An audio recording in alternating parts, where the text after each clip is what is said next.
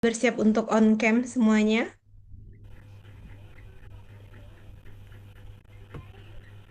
Oke, sambil menunggu yang lain hadir, saya akan sampaikan materi pada sore hari ini. Sorry, pada malam hari ini kita belum sempat mendiskusikan materi yang sudah kita diskusikan pada saat praktikum, yaitu tentang porifera dan solenterata.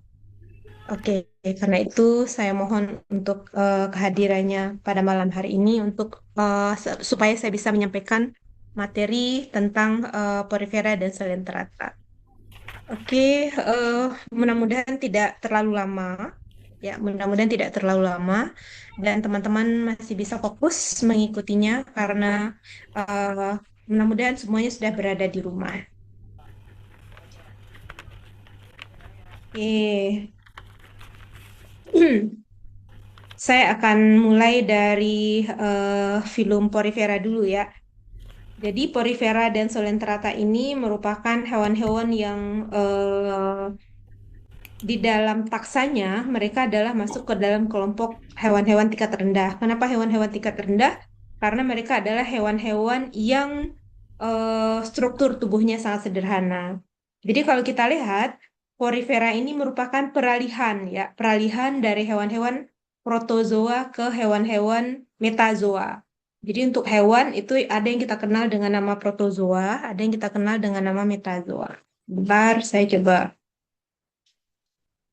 sediakan stilusnya supaya nanti bisa coret-coret di slide-nya. Tapi nggak tahu nih, bisa apa nggak? Oh, habis baterainya. Sebentar ya.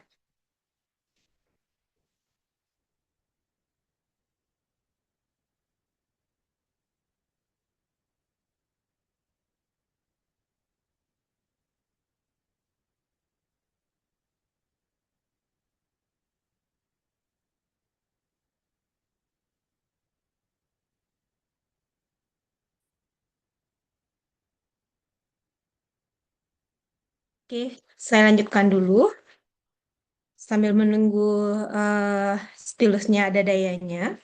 Jadi, kita mengetahui ada hewan yang namanya adalah protozoa.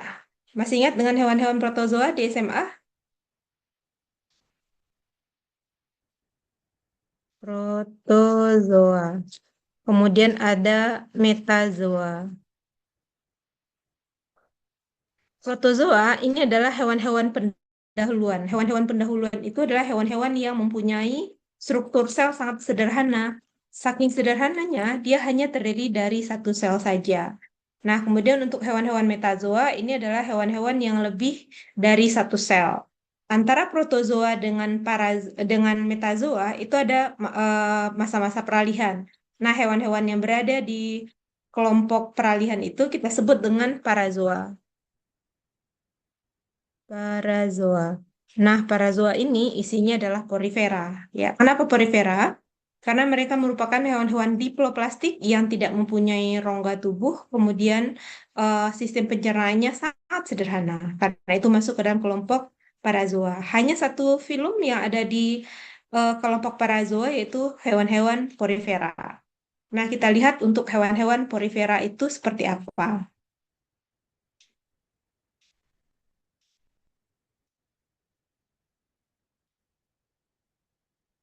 Oke.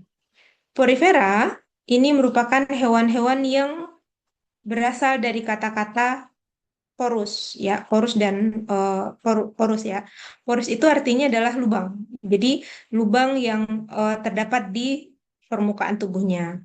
Hewan-hewan porifera mempunyai epidermis yang disusun oleh sel-sel pinakosit. Sel-sel pinakosit ini eh, merupakan sel-sel yang disusun oleh sel-sel yang berflagel, ya, sel-sel konosit yang berflagel. Sel-sel konosit yang berflagel ini kita kenal dengan nama sel leher. Nanti saya kasih lihat gambarnya.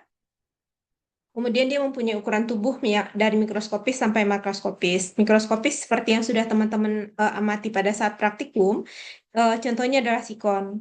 Untuk yang makroskopis itu hewan-hewan yang masuk ke dalam Demosponia. Ya, Demosponia hewan-hewan spons. Untuk hewan-hewan spons ada yang tubuhnya itu mencapai lebih kurang 2 meter. yaitu pada Potaria neptuni namanya, dari kelas Demosponia. Kemudian tubuhnya ditutupi oleh pori diploblastik. Kalau dia diploblastik, maka tubuhnya hanya terdiri dari dua lapisan, yaitu ektodermis dan endodermis saja. Tidak ada bagian yang lainnya. Kemudian saluran air menentukan tipe pencernaan. Jadi dia mempunyai tiga tipe saluran air. Kalau yang sangat sederhana namanya adalah askon, yang sederhana namanya adalah sikon, yang kompleks namanya adalah leukon atau ragon. Nanti saya kasih lihat gambarnya seperti apa. Nah, sebagai jembatan keledai untuk mengingatnya, kalau askon ini adalah ibaratnya rumah sangat sederhana. Jadi dari luar masuk ke dalam, kemudian turun lagi, keluar lagi dari belakang. Nah, kalau sikon dia sudah ada ruang tamunya. Jadi masuk dari depan, masuk dari depan ketemu dengan ruang tamu, kemudian keluar lagi. Nah, kalau likon atau ragon ini dia sudah kompleks. Artinya dia sudah mempunyai eh, apa namanya struktur yang lebih sempurna. Nah, karena itu dia masuk dari depan, ketemu dengan ruang tamu, ada ruang keluarga, baru masuk kamar, kemudian baru ke belakang. Ibaratnya seperti itu. Nanti saya kasih lihat apa perbedaan gambar askon, sikon, dan leukon ini. Nah, kemudian eh, semua porifera itu adalah akuatik, terutama di air laut. Hanya satu apa namanya porifera yang ditemukan di air tawar, yaitu dari kelas Demospongia. Ya, namanya adalah Spongilla carteri. Nanti saya kasih lihat tulisannya seperti apa. Kemudian rangka tubuhnya terdiri dari kapur, ada yang terdiri dari kapur, ada yang terdiri dari silikon, dan juga ada yang terdiri dari spons. Nah, karena itu kandungan yang terdapat dari rangka tubuhnya ini nanti digunakan untuk dasar pengklasifikasian ke tingkat kelas. Jadi porifera itu adalah filum. Nanti dia akan dibagi menjadi tiga kelas berdasarkan eh, rangka tubuhnya. Apakah dia terdiri dari kapur, dari silikon, atau dari spons. Jika rangkanya terdiri dari kapur, maka dia masuk ke dalam filum Kakarea. Jika dia masuk rangka tubuhnya terdiri dari silikon, dia masuk ke dalam kelas Hexactinellida. Dan jika rangka tubuhnya terdiri dari spons, maka dia masuk ke dalam kelas Demosponia. Kita lihat perbedaannya apa di antara ketiga kelas tersebut. Eh, Tadi saya sudah sampaikan bahwa porifera berasal dari kata-kata porus dan verus atau ver.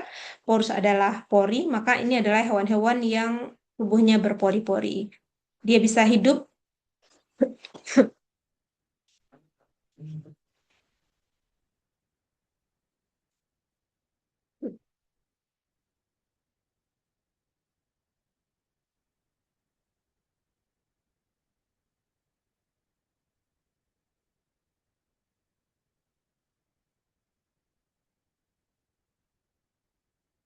dia bisa hidup di dasar laut dari ketinggian 0, artinya dari pantai sampai ke kedalaman 5,5 kilometer.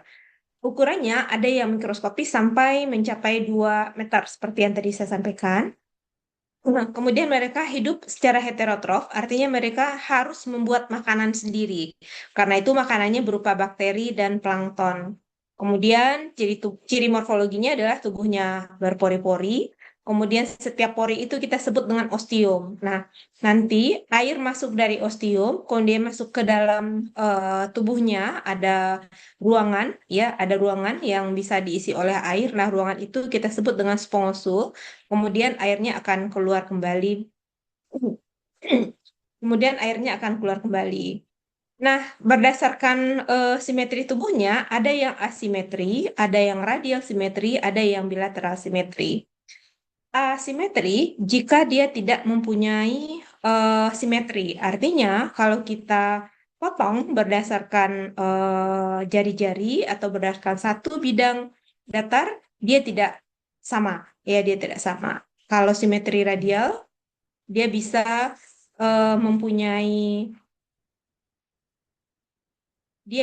mempunyai eh, apa namanya? Kalau radial simetri, sebentar.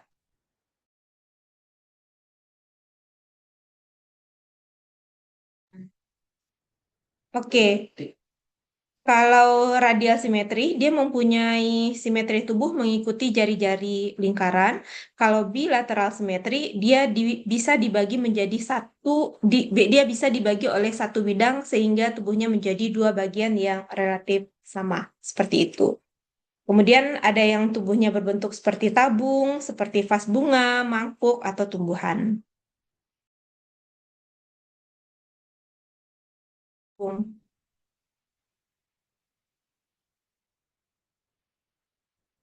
kita lihat yang berikutnya. Dia mempunyai tiga tipe saluran. Askonoid, apabila dari askon berubah menjadi sikon. Sikonoid, apabila dari sikon berubah menjadi leukon.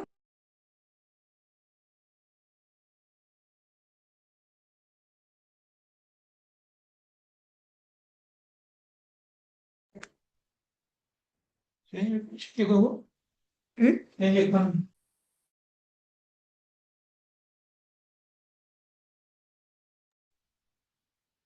Per- Permukaan permukaan luar tubuhnya tersusun dari sel-sel yang berbentuk pipih yang tadi kita kenal dengan pinakosit.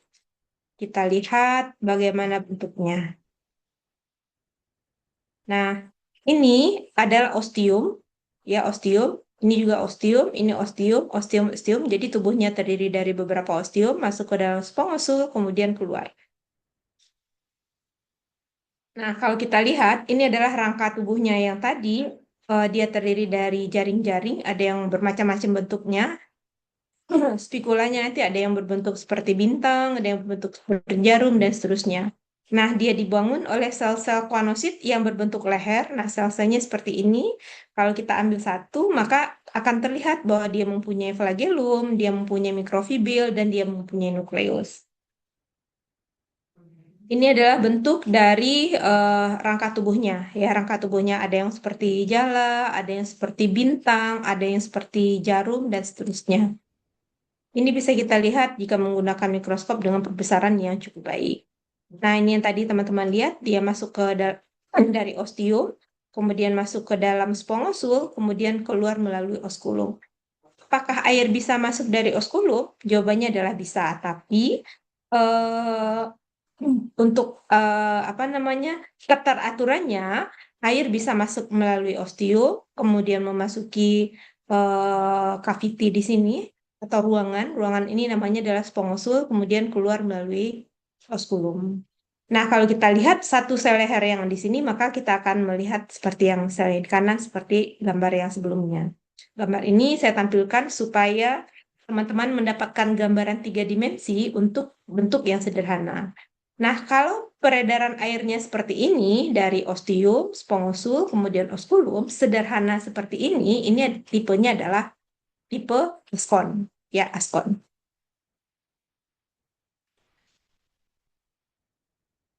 Nah, ini adalah tipe yang sederhana. Kemudian ini yang tadi saya sampaikan. Maaf ya, hari ini banyak kegiatan sehingga pulang-pulang saya udah langsung bersin-bersin. Ini yang bentuk sederhana. Ini adalah bentuk askon, masuk dari oskulum ke spongosul, kemudian melalui ostium, keluar melalui ostium. Ini yang lebih, ini yang sederhana, ini yang sangat sederhana, ini yang sederhana, ya kalau ini sangat sederhana, kemudian yang sikon ini adalah sederhana, masuk dari ostium, kemudian sedikit bercabang melalui satu percabangan saja, kemudian dia akan masuk ke spongosul, kemudian dia akan keluar kembali oskulumnya. Nah, ini adalah tipe leukon atau ragon. Untuk tipe leukon atau ragon, dia akan lebih kompleks. Ya, dia akan lebih kompleks. Nah, jadi dia sudah mulai bercabang-cabang. Ibaratnya sebuah rumah yang sudah tertata, ada ruang tamunya, ada kamar tidurnya, ada living roomnya, ada dapurnya, ada kamar mandinya, dan seterusnya. Jadi dia lebih kompleks sehingga oskulumnya menjadi lebih kecil. Mudah-mudahan nanti bisa ketemu di Pulau Pari ya, mudah-mudahan. Ini gambar bentuk tiga dimensinya. Ketika teman-teman lihat yang sederhana seperti ini, si askon, kemudian sikon, kemudian leukon atau fragon. Ini jarang kita bisa ketemu. Biasanya kita ketemu yang dua ini saja. Kalau tidak askon ya sikon.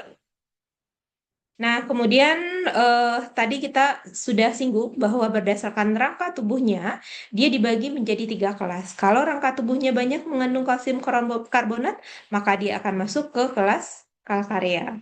Habitatnya di air laut, saluran airnya sederhana, askonoid dan sikonoid. Jadi askonoid dari askon menuju ragon, sikonoid dari sikon menuju ke ragon. Jadi menuju yang lebih sempurna.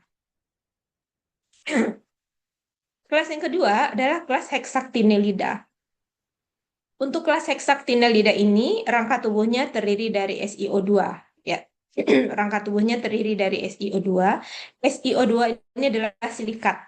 Silikat ini digunakan sebagai bahan dasar pembentuk gelas, pembentuk kaca.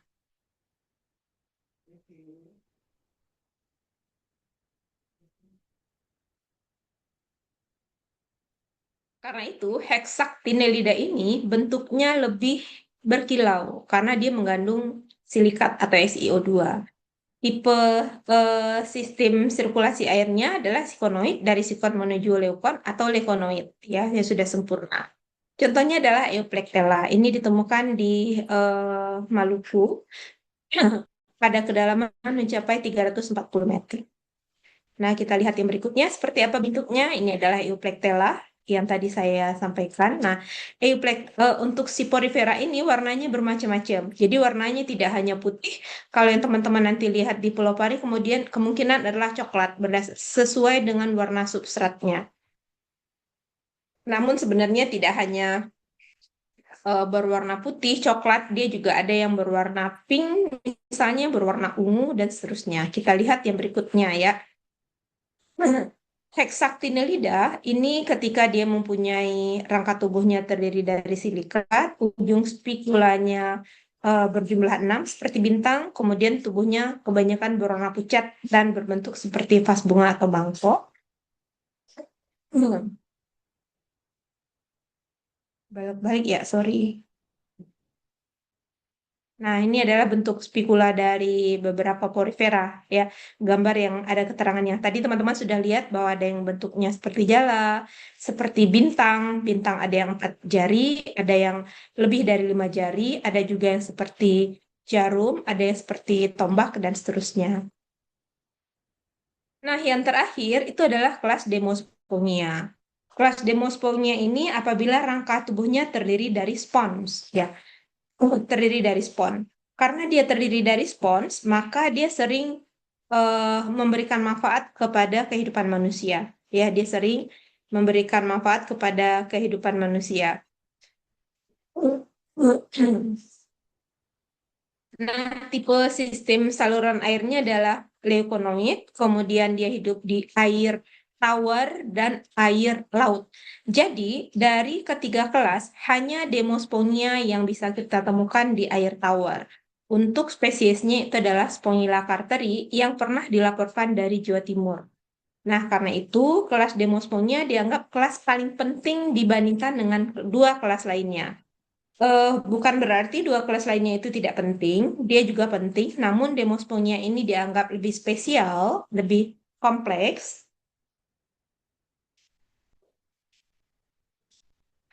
karena anggotanya ada yang berukuran sangat besar, misalnya adalah Potherion neptuni, atau ditemukan di air tawar, misalnya adalah Spongilla carteri. Nah, kemudian dari sisi peranan atau manfaatnya, Demosponia juga mempunyai peranan yang sangat penting kepada kehidupan manusia. Demosponia ini digunakan untuk spons mandi, misalnya pada eusponia, ada yang digunakan sebagai hiasan karena bentuknya menyerupai keranjang bunga. Contoh lainnya adalah Oscarella. Kira-kira untuk Oscarella, apa pembeda yang teman-teman temukan di sini sehingga dia tidak sama dengan yang lainnya? Ada yang tahu untuk Oscarella? Dia berbeda dari Coterion neptunis, Spongilla carteri, Euspongia, dan Euplectella. Apa kira-kira yang membedakan Oscarella dengan 4 genus lainnya?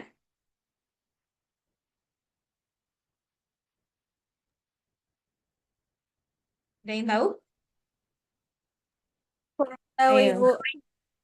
coba dicek dulu bagaimana penulisannya.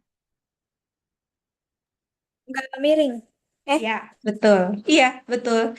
Tidak saya oh, cetak miring. Ini sengaja supaya memancing pertanyaan dari teman-teman. Harusnya Oscarella ini saya tulis miring atau digarisbawahi karena dia adalah penunjuk genus. Ya, genus. iya, karena dia adalah penunjuk genus. Nah, sengaja tidak saya miringkan di sini supaya nanti teman-teman bisa baca. Ya, ternyata dia berbeda. Oke, kita lihat ini adalah Demosponia spons. Jadi kalau teman-teman lihat jok motor itu kan bentuknya hampir sama. Kalau kita isi dengan Demosponia yang asli itu harganya akan sangat mahal. Ya, akan sangat mahal. Kalau dulu kita masih bisa ketemu dengan Demosponia ini yang agak-agak mirip ya, yang KW-KW-an, tidak terlalu mirip tapi agak mirip. Di ini tidak ada endorse ya. Di salah satu toko perawatan kulit ya, di The Body Shop. Tapi katanya dia berafiliasi dengan Zionis. Jadi sejak itu saya tidak menggunakan produk itu lagi, beralih ke produk lain. Tapi masih ada, kita masih bisa menemukan produk ini di toko-toko lain. Nanti boleh dicek kembali. Nah, ini adalah Potheria neptuni. Potheria neptuni ini adalah porifera paling besar yang masuk ke dalam kelas Demosponia. Jadi dia ini di apa namanya dicor ya menggunakan semen supaya dia masih bisa berdiri. Jadi dia akan menempel pada substrat. Dia menempel pada substrat, ada yang hidupnya sendiri-sendiri, ada yang hidupnya bareng-bareng. Jadi seperti itu. Ini hiposponia, jadi warnanya tidak melulu coklat seperti yang tadi saya sampaikan. Ada yang putih, ada yang kuning, ada yang berwarna pink. Misalnya adalah nipate seperti ini. Oke, dia suka hidup berasosiasi juga dengan karang. Ini di belakangnya adalah karang. Karena itu, porifera merupakan komponen penting di dalam ekosistem terumbu karang. eh Peranannya seperti ini. Yang pertama adalah mengisi jok tempat duduk pada kendaraan bermotor, dicampur ya, dicampur. Kemudian menghasilkan senyawa bioaktif yang berfungsi untuk ada yang anti kanker, ada yang anti asma, kemudian ada yang mempunyai nilai jual tinggi karena senyawa-senyawa yang dikandungnya misalnya bastadin, kemudian ada asam kadaik, kemudian ada asam monoalit, dan ini semuanya digunakan di industri. Ada yang semuanya digunakan di industri. Pada umumnya digunakan pada industri obat-obatan dan perawatan ya, perawatan kulit misalnya. Untuk film yang kedua, ini adalah film Solenterata. Solenterata ini sama seperti halnya si Porifera, cuma dia sudah masuk ke dalam kelompok metazoa. Hewan metazoa pertama itu adalah film Solenterata. Dia adalah hewan-hewan yang asolomata, sama seperti si Porifera tadi. Jadi dia sebenarnya tidak mempunyai solom. Solom itu adalah rongga tubuh. Ya, dia mempunyai spongosul, tapi spongosul itu bukan rongga tubuh. Kemudian tubuhnya terdiri dari dua lapisan, ektodermis dan endodermis juga. Cuma dia lebih maju, dia lebih sempurna, dia lebih kompleks dibandingkan dengan porifera. Kenapa? Karena pada endodermisnya ini kita bisa temukan beberapa sel yang fungsinya adalah membantu pencernaan. Karena itu, lapisan endodermis dari Solenterata ini kita sebut dengan lapisan gastrodermis. Nanti ada gambarnya, teman-teman bisa lihat yang berikutnya. Nah, si Solenterata ini dia mempunyai dua bentuk hidup, ya, dua bentuk hidup. Yang pertama adalah polip, yang kedua adalah medusa. Apa perbedaannya? Polip dia akan nempel di tempat itu. Ya, polip dia akan nempel di tempat itu. Dia tidak bisa pindah-pindah. Contohnya apa? Karang, bukan pakai E tapi pakai A. Karang yang kita sebut sebagai batu karang. Jadi batu karang itu adalah rangka ya, rangka dari si Solenterata. Kemudian ada bentuk medusa. Bentuk medusa ini adalah bentuk yang mobile. Nah, kalau kita lihat, Solenterata ini nanti juga dibagi menjadi tiga kelas. Ya, tiga kelas berdasarkan eh, kandungan yang paling banyak di tubuhnya. Kalau dia kandungan yang lebih banyak itu air, maka dia akan masuk ke dalam kelas hidrozoa. Kalau tubuhnya itu mesoglianya itu bergelatin, maka dia akan masuk ke dalam kelompok Scyphozoa karena dia mempunyai mesoglia yang bergelatin atau banyak mempunyai jelly, maka Scyphozoa ini kita kenal juga dengan nama jellyfish. Contohnya adalah ubur-ubur. Nah, pada beberapa literatur, ubur-ubur itu dibagi menjadi dua kelas. Ada ubur-ubur yang seperti payung, itu masuk ke dalam kelas Scyphozoa. Ubur-ubur yang bentuknya seperti kotak, itu masuk ke dalam Cubomedusa. Sehingga Solenterata dibagi menjadi empat kelas. Nah, teman-teman boleh menggunakan yang tiga kelas, boleh menggunakan yang empat kelas, tergantung dari literatur yang teman-teman gunakan. Nah, kemudian kelas yang terakhir itu adalah kelas Anthozoa namanya. Nah, Anthozoa ini kalau dia banyak mengandung kalsium karbonat. Nah, apa yang membedakan kalsium karbonat yang dimiliki oleh Solenterata dengan yang dimiliki oleh Porifera? Kalau di Solenterata, dia mempunyai usus yang berongga. Jadi dia sudah punya usus, semacam usus ya, yang ditemukan di gastrodermisnya. Sementara di Porifera tidak. Jadi dari ostium masuk ke spongosul, kemudian keluar lagi melalui osculum. Jadi ada ostium, ada osculum.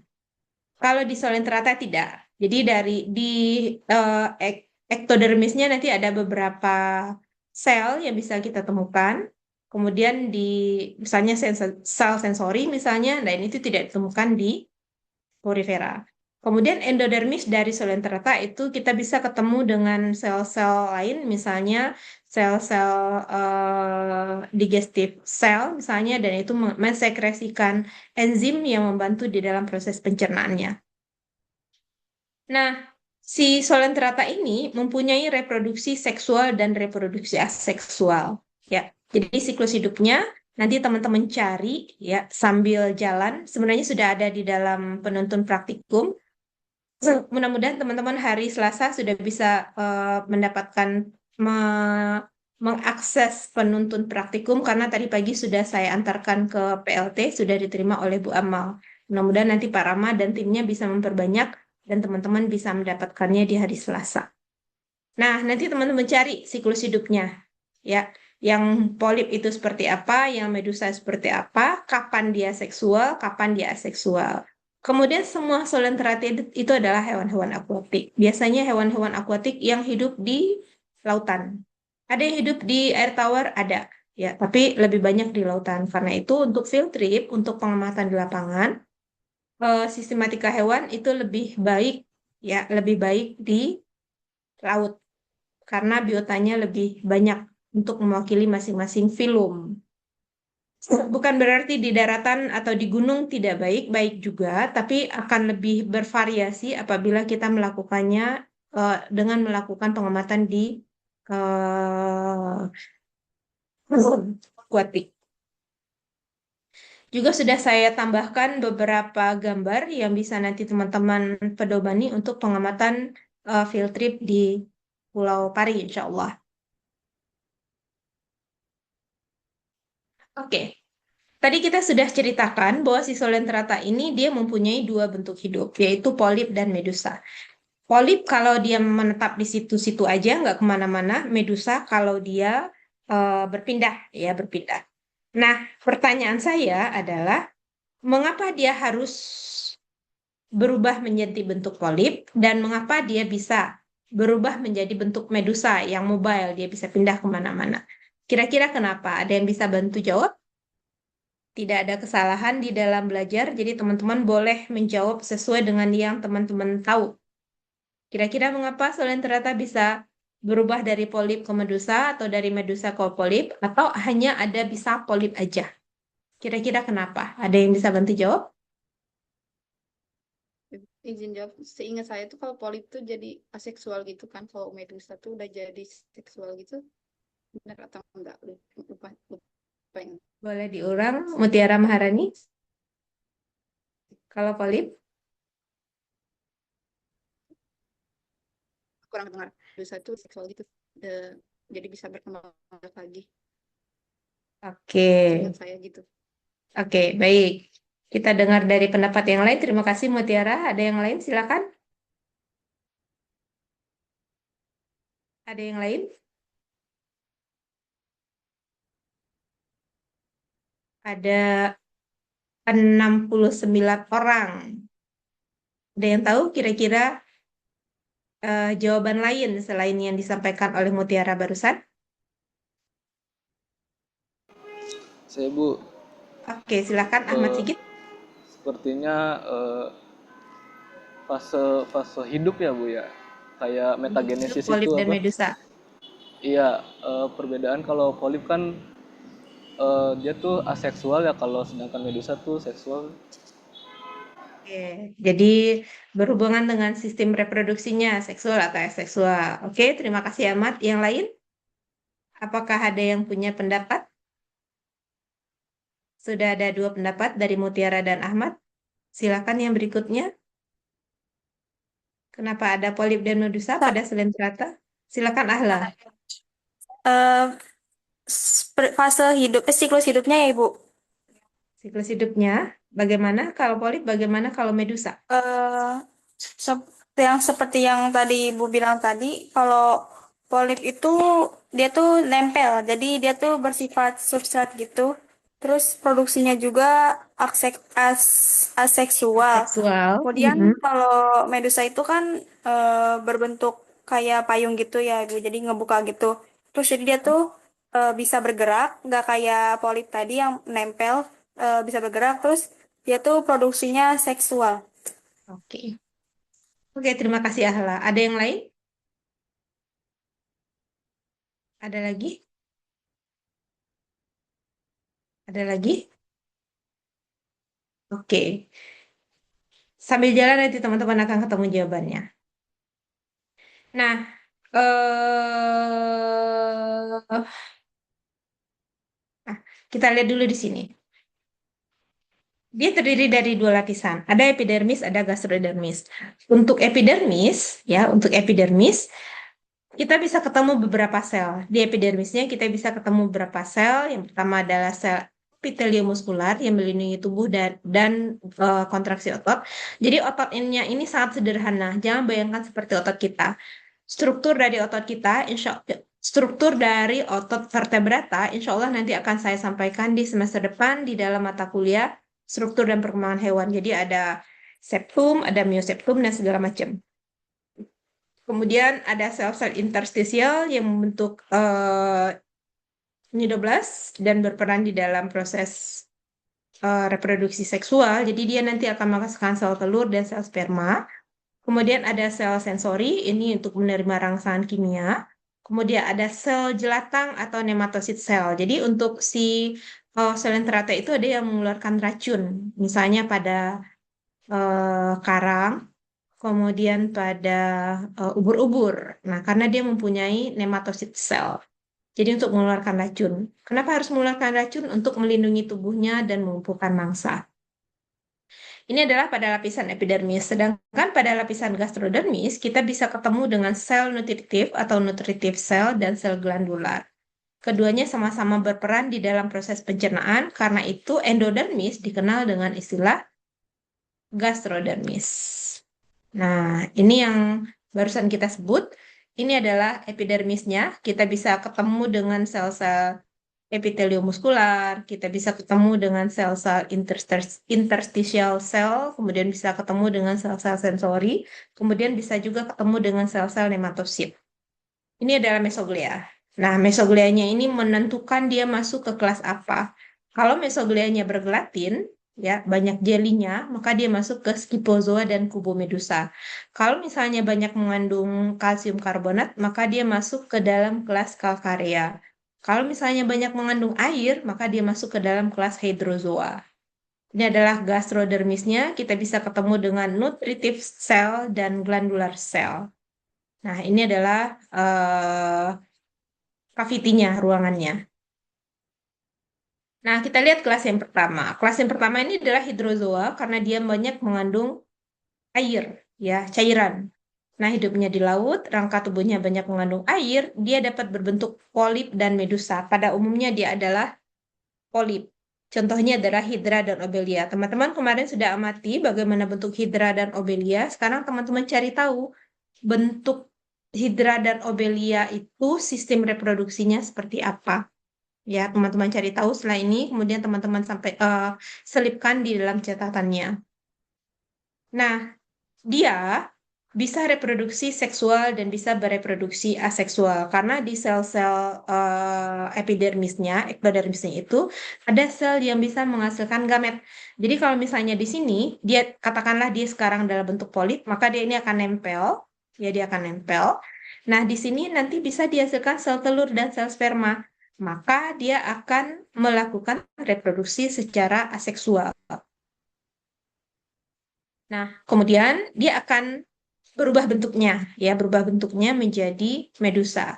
Nah, dia tetap menjadi polip, dia nempel di sini apabila, ini jawaban dari pertanyaan saya yang tadi, apabila kondisi lingkungannya mendukung untuk keberadaan dia hidup di situ. Jadi kalau kebutuhan hidupnya sudah mencukupi, maka dia akan menjadi polip aja, dia nggak akan kemana-mana.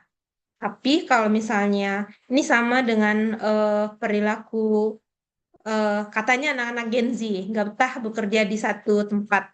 Ya, jadi kalau misalnya ibaratnya seperti itu. Kalau dia betah bekerja di satu tempat, maka dia akan menjadi polip. Kenapa dia betah? Karena semua kebutuhannya sudah tercukupi. Nah, tapi kalau misalnya kebutuhannya tidak tercukupi, maka dia akan berubah menjadi medusa, sehingga dia bisa ikut dengan arus laut berpindah ke tempat yang lain. Nah, seperti yang tadi saya sampaikan, dia bisa berubah menjadi medusa dari polip di sini. Dia bisa menghasilkan sel telur, sel sperma, kemudian dia ketemu di luar, kemudian dia akan berubah menjadi strobila dan lain-lainnya. Nanti teman-teman cari sendiri siklus hidupnya seperti apa. Nah, untuk reproduksi aseksual, bagian ini nanti akan terpotong, kemudian nempel di substrat, kemudian dia akan tumbuh menjadi individu baru. Karena itu, si Solentrata bisa reproduksinya secara seksual, bisa reproduksi secara aseksual. Makanya penting bagi teman-teman untuk menemukan bentuk polip dan medusa, bagaimana dia bereproduksi. Kemudian kelas yang kedua adalah Scyphozoa, dikenal dengan nama jellyfish karena mesoglianya banyak mengandung gelatin. Gelatin itu adalah jelly. Nah, medusa dan polipnya nih berkembang, kemudian habitatnya terutama di air laut. Ada yang pernah ke Kalimantan? Ke Berau? Belum ya. Berau itu adalah satu di antara surga dunia yang dititipkan Allah kepada manusia di Indonesia. Jadi di Berau itu eh, ada resort. Kalau ada resort di situ, pasti dia mempunyai kelebihan. Kelebihannya itu adalah view-nya yang cakep, ya, yang luar biasa, Masya Allah. Nah, di situ kita bisa ketemu dengan satu lokasi namanya adalah Danau Kakaban. Nah, di Danau Kakaban ini, Danau Kakaban yang namanya danau, di dalamnya itu terdapat air tawar. Nah, di Danau Kakaban yang airnya tawar ini bisa ditemukan adanya ubur-ubur. Nah, ubur-ubur ini dia tidak punya sengat. Jadi ubur-ubur yang ada di Danau Kakaban di Kalimantan Timur ya, di Kutai Kertanegara sananya lagi, itu kita bisa ketemu dengan ubur-ubur yang tidak mempunyai sengat. Kalau di laut biasanya dia mempunyai sengat, makanya sering terjadi dalam tanda kutip ya, manusia yang diserang. Sebenarnya tidak diserang juga. Manusia yang terkena lemparan dari ubur-ubur. Kenapa bisa begitu? Nanti saya sampaikan ketika kita sudah sampai di morfologi dari ubur-ubur tersebut. Jadi ubur-ubur ini bisa kita temukan di air laut dan bisa kita temukan di air tawar. Di air tawar, salah satu habitatnya itu adalah di Danau Kakaban. Dulu ada teman saya yang ke Danau Kakaban, kemudian dia bawa itu ubur-ubur supaya bisa dinikmati di Jakarta untuk ditempatkan di Taman Akuarium Air Tawar di Taman Mini. Tapi ternyata dia tidak adaptif dengan kondisi di Jakarta dan akhirnya mati. Jadi kalau teman-teman mau lihat, nanti teman-teman bisa ke Berau, ke Danau Kakaban dan berenang bersama ubur-ubur di sana. Nah, ubur-ubur air laut itu lebih gede, lebih besar, ya. Variasinya lebih banyak. Salah satu ubur-ubur terbesar yang pernah dipelajari oleh manusia itu adalah Aurelia abrupta. Jadi silakan nanti teman-teman temukan bagaimana siklus hidup dari Aurelia abrupta, bagaimana siklus hidup dari Hydra atau Obelia, sehingga teman-teman ketemu dengan bentuk strobila, teman-teman ketemu dengan bentuk-bentuk polip dan medusa dari hewan-hewan ini. Ini adalah ubur-ubur. Ubur-ubur yang ada di sini bentuknya cenderung bulat. Karena itu dia masuk ke dalam kelas Kipozoa. Di beberapa ahli, walaupun bentuknya segi empat, semuanya masuk ke dalam Scyphozoa. Namun ada juga yang memisahkannya menjadi kelas sendiri, yaitu Cubomedusa. Teman-teman boleh mengambil kedua-duanya. Ini adalah flagel, flagel, ya flagel atau tentakelnya. Nah, ini yang mempunyai mesoglia yang menghasilkan racun. Jadi kalau misalnya terkena ubur-ubur, sengatan dari ubur-ubur, nah ini yang berbahaya. Namun tudung di atasnya ini kan ini banyak mengandung mesoglia yang bergelatin ya.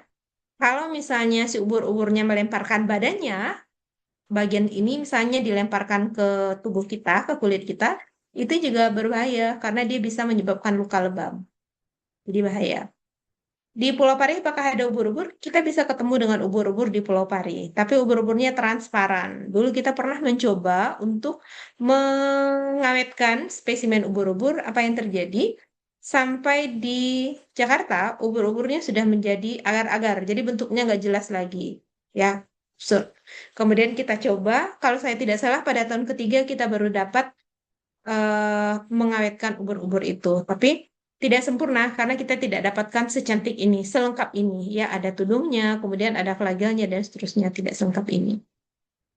Dulu, kira-kira 17 tahun yang lalu, ya, eh, kita masih bisa ketemu ubur-ubur di Ancol. Ada yang pernah ke Ancol? Oh, ke Ancol pasti pernah ya. Rata-rata Ada. pernah lah ke Ancol, ya. Nah, masih ingat yang di agak ke tengah itu ada dermaga yang masuk ke laut? Masih ingat? Yang di dekat kafe-kafe yang harganya selangit karena harus dibawa dulu dari daratan dan ketika dia sampai di Ancol harganya menjadi mahal. Masuk Ancol aja sekarang udah 25.000, belum ke dalamnya. Nah, intinya di sana kita bisa ketemu dengan tiang-tiang dermaga. Nah, dulu saya sering mengamati ubur-ubur ini di tiang-tiang dermaga itu ketika menjelang azan maghrib. Jadi dia banyak di situ. Nah, kebetulan bentuknya menyerupai segi empat. Ya, menyerupai kotak segi empat. Nanti teman-teman boleh amati, mudah-mudahan masih ada. Kalau beruntung, mudah-mudahan masih ada. Nah, kira-kira ini apa? Resek. Iya, ini adalah plastik kresek yang kita gunakan. Kenapa ada di sini? Karena ini adalah aktivitas manusia yang tidak menjaga lingkungan. Nah, sekarang kan lagi perang tuh. Israel Amerika versus Iran dan sekutu-sekutunya. Nah, karena itu harga kresek menjadi mahal. Apa yang ingin saya sampaikan di sini? Mahal atau tidak kresek itu, kresek yang kita tidak kelola dengan baik, sampah plastik yang tidak kita kelola dengan baik, itu akan mengalir sampai ke lautan. Di lautan dia akan terlihat seperti ini. Bentuknya mirip seperti ubur-ubur. Maka hewan-hewan biota laut yang memakan ubur-ubur sebagai makanannya di dalam jaring-jaring makanan akan tertipu dengan keberadaan plastik ini. Maka dia makan. Misalnya dimakan oleh lumba-lumba, dimakan oleh hiu, dimakan oleh pari, dimakan oleh pesut misalnya, dimakan oleh paus ya, kemudian juga dimakan oleh biota-biota lain yang mengira bahwa ini adalah ubur-ubur. Akhirnya, karena plastik tidak bisa tercernakan, tidak bisa dicernakan oleh enzim pencernaan mereka, akhirnya dia menjadi racun. Dan ini yang menyebabkan kematian dari beberapa biota laut. Karena itu, mulai hari ini dari diri kita sendiri, mari kita jaga lingkungan. Satu, sampah plastik yang kita buang, yang tidak kita kelola dengan baik, itu bisa membunuh sekian makhluk hidup yang ada di sekitar kita, bisa membuat eh, apa namanya, bisa menjadikan pencemar di tanah dan itu bisa menyebabkan kematian dari biota laut, biota lainnya, baik di daratan maupun di lautan. Dan itu sudah berapa banyak dosa yang kita lakukan. Tidak menjaga kebersihan, membunuh beberapa biota laut, kemudian dia akan terkumpul nanti. Teman-teman pasti tahu kalau di lautan itu ada yang namanya arus. Jadi plastik, sampah yang masuk ke lautan itu nanti dia akan ketemu. Dia akan membentuk sebuah massa besar dan itu akan berlayar di seluruh dunia. Nanti dia akan ngumpul di lautan Pasifik. Nanti teman-teman boleh browsing bagaimana pergerakan air laut dan itu membawa sampah yang kita hasilkan. Misalnya baju tidak pakai kemudian dibuang, kemudian dia hanyut bersama dengan air permukaan tanah, sampailah dia di muara, kemudian dia sampai ke laut. Nah, itu juga tidak akan segera terurai oleh alam. Butuh waktu untuk biodegradasinya. Maka dari itu, mulai dari sekarang, kalau tidak terlalu penting, jangan membuang sampah plastik begitu saja. Usahakan menggunakan reuse, recycle, dan satu lagi, reuse, recycle, dan reduce. Jadi direduksi. Ya, direduksi. Ada 3R. Nah, yang terakhir ada kelas Anthozoa.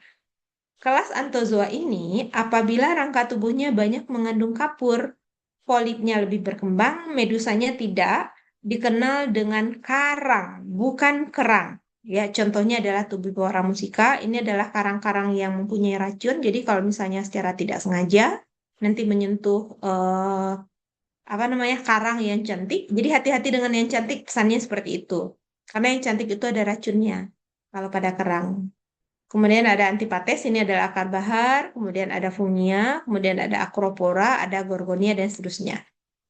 Yang menarik di sini adalah acropora, ya. Satu yang menarik di sini adalah acropora. Ada lagi bagian yang menarik lainnya, tapi yang di sini kita bahas dulu untuk acropora.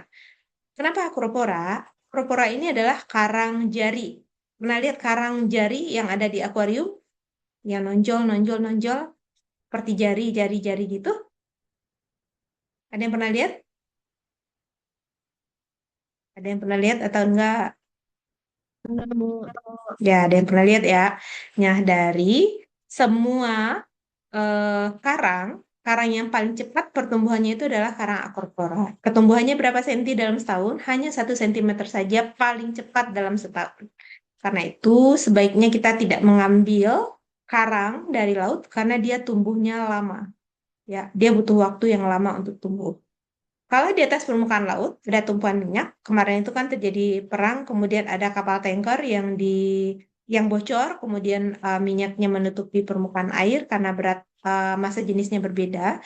Nah, ini menyebabkan tidak ada penetrasi cahaya matahari ke dalam laut. Akibatnya, hewan-hewan di dalam laut akan mati. Kenapa? Karena tidak ada cahaya matahari yang masuk, maka fitoplankton tidak dapat melakukan proses fotosintesis karena tidak bisa merubah molekul apapun ya CO2 di dalam air itu kalau tidak ada cahaya matahari.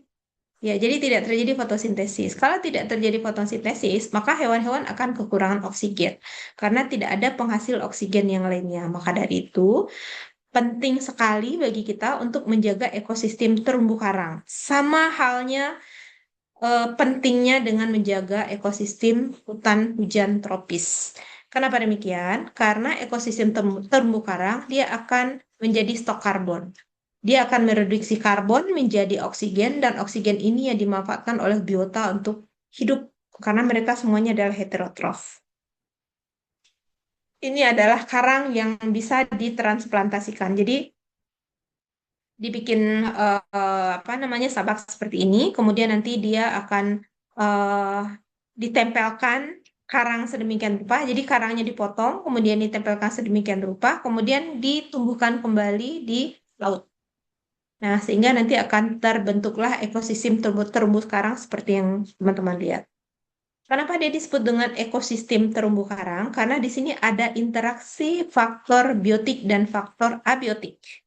Faktor abiotik misalnya salinitas, kecerahan air, oksigen, karbon, suhu, dan lain-lain. Faktor biotik apa?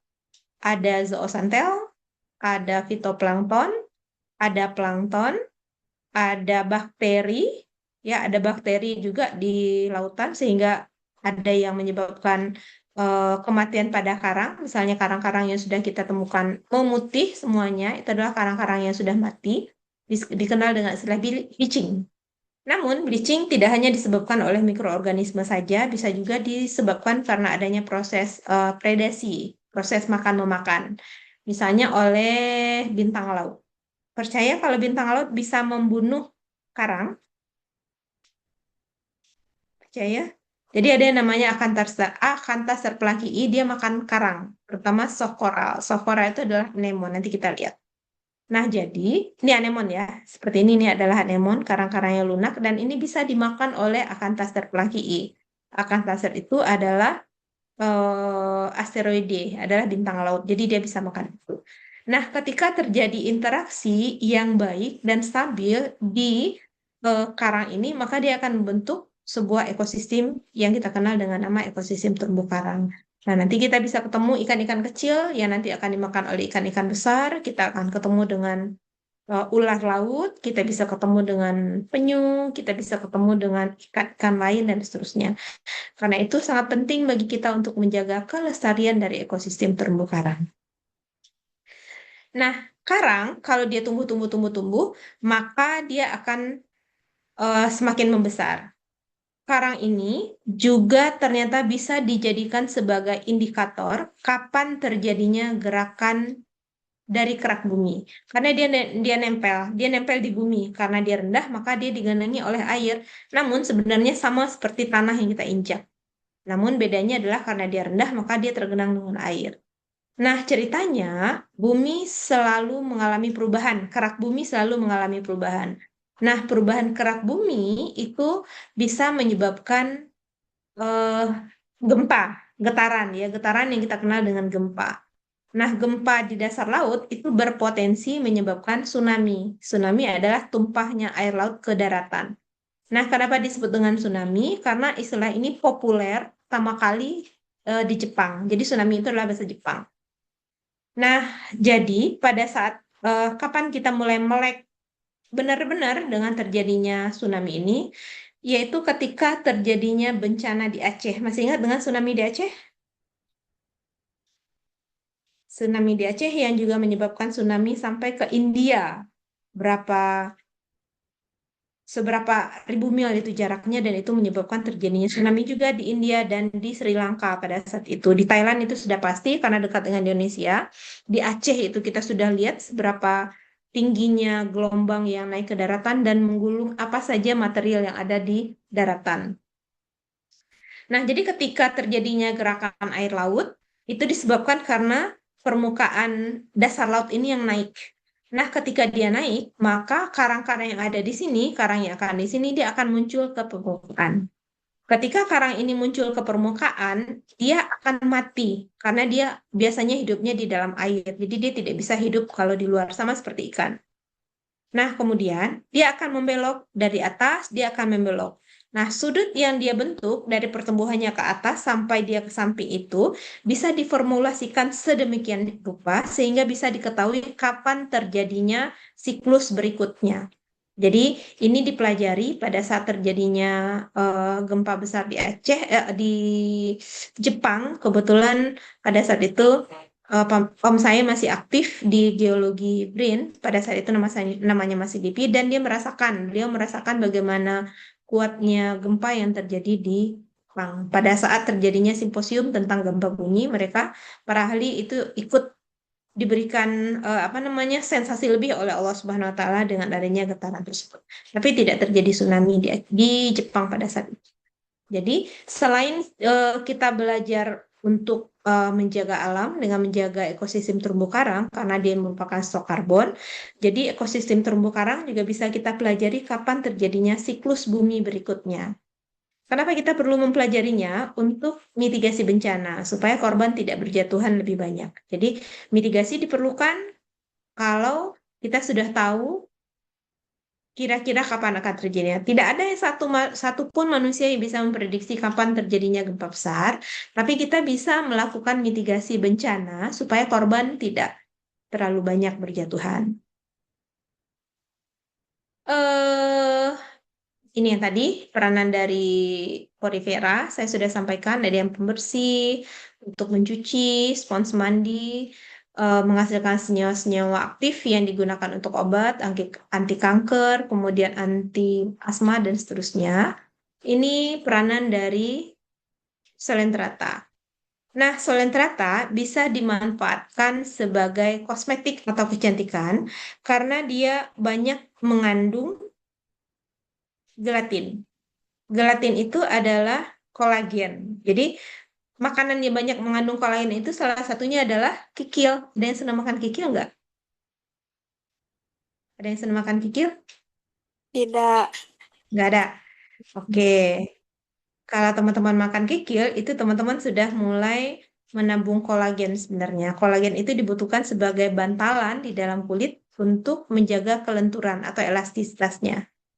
Nah, di Jepang itu sudah mulai diolah menjadi produk kecantikan. Ada yang dimanfaatkan sebagai bahan makanan juga. Kemudian karang yang besar yang membentuk cincin yang kita kenal dengan atol itu dapat memecah ombak sehingga tidak terjadi abrasi pantai. Jadi daratan tidak terkikis oleh adanya aktivitas alami ini. Atol yang paling besar kira-kira ada di mana? Ada yang tahu?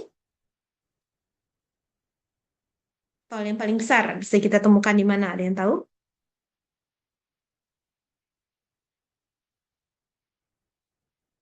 The Great The Great Barrier Reef yang ada di bumi itu ada di utara Australia di selatan Papua.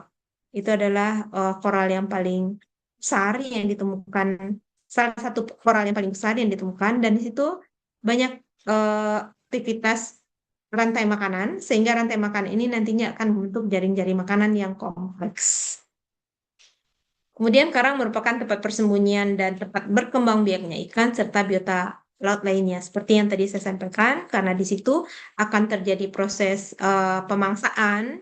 Semakin banyak proses pemangsaan yang terjadi, semakin panjang rantai makanan yang terbentuk, semakin kompleks jaring-jaring makanan yang terbentuk. Artinya ekosistemnya akan semakin stabil. Karang mempunyai levong. Ya, karang mempunyai levong. Ada yang branching, bercabang-cabang, folio seperti daun, submasif, masif. Ini karang masif itu adalah karang-karang yang bentuknya seperti otak. Nah, karang-karang otak ini dia mempunyai pertumbuhan yang paling lama, ya, pertumbuhannya paling lama dan belum bisa dibudidayakan, artinya belum bisa ditransplantasikan. Karang yang bisa ditransplantasikan itu adalah yang branching dan yang submasif. Biasanya adalah yang branching, submasif juga lebih lama. Kemudian ada yang mushroom, barangkali teman-teman pada saat praktikum sudah ketemu dengan fungia, ya. Fungia itu saya bawa dari Padang, dari Sumatera Barat. Jadi ceritanya di situ banyak spesimen fungia, kemudian saya minta satu, kemudian kita gunakan untuk praktikum di sini. Ada yang seperti tabulet, seperti meja, kemudian macam-macam bentuknya. Ada juga yang seperti ini, ya. Ada juga yang seperti ini. Namun mereka selalu berinteraksi satu dengan yang lainnya, seperti itu. Nah, interaksi antara faktor abiotik dan biotik nanti akan membentuk ekosistem terumbu karang sebentar.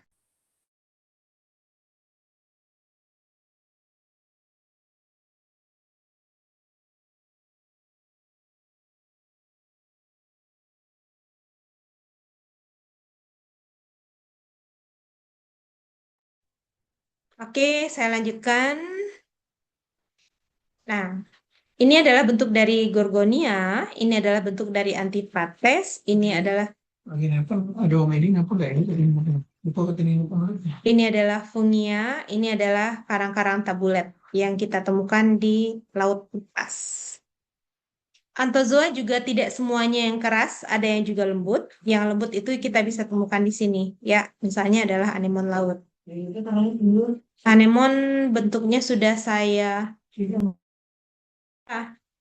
anemon struktur morfologinya sudah saya sampaikan di penuntut praktikum, nanti teman-teman boleh lihat. Jadi di penuntut praktikum saya juga menyampaikan teori sehingga nanti teman-teman bisa baca juga materi yang saya sampaikan, sebagian juga sudah saya tuliskan di penuntut praktikum. Karena itu penuntut praktikumnya akan tebal, lebih kurang 2 cm. Dan teman-teman tidak perlu lagi menggambar hasil pengamatan di kertas. Nanti teman-teman pindahkan ke penuntut praktikum. Sudah saya siapkan lembaran kosong. Kalau misalnya lembaran kosongnya tidak cukup, teman-teman bisa menggunakan bagian yang kosong di balik yang cetakannya. Seperti itu. Jadi ini adalah anthozoa, ini yang dimakan oleh si hewan-hewan lain. Jadi karang juga ada predatornya. Contohnya adalah Akantas terperangi atau si bintang laut. Kita lihat yang berikutnya, ini anemon juga. Cantik sekali, jadi ini bisa ditarik ulur, bisa dikeluarkan, bisa masukin lagi, bisa keluarkan, bisa masukin lagi, seperti itu. Ini adalah transplantasi karang. Salah satu tempat yang bisa kita kunjungi untuk melihat transplantasi karang itu adalah di Pulau Pramuka. Namun kita tidak, bukan saya, kami tidak merekomendasikan untuk praktikum di Pulau Pramuka. Karena kalau di Pulau Pramuka, kita perlu sewa perahu lagi ke pulau lain untuk melihat biotanya. Kalau di Pulau Pramuka, jadi Pulau Pramuka itu adalah ibu kota dari Kabupaten Administrasi Kepulauan Seribu. Karena itu dia rame. Saking ramenya, buat jalan aja kadang-kadang kita harus senggol-senggolan. Apalagi kalau long weekend misalnya, aduh, itu sangat padat. Long weekend, libur tahun baru, itu rame banget. Dan itu tidak memungkinkan bagi kita untuk pengamatan biota laut. Karena itu kita pilih pulau yang lebih dekat dengan Pulau Jawa, yaitu Pulau Pari. Jadi beberapa pulau yang masuk ke dalam kawasan Kepulauan Seribu itu masuk ke dalam Taman Nasional Laut Kepulauan Seribu namanya. Ya, karena saking banyaknya maka disebut dengan apa namanya? Seribu. Padahal jumlahnya hanya ratusan karena saking banyaknya. Nah, kalau salah satu tempat yang bisa kita kunjungi untuk melihat aktivitas transplantasi karang itu adalah di Pulau Pramuka.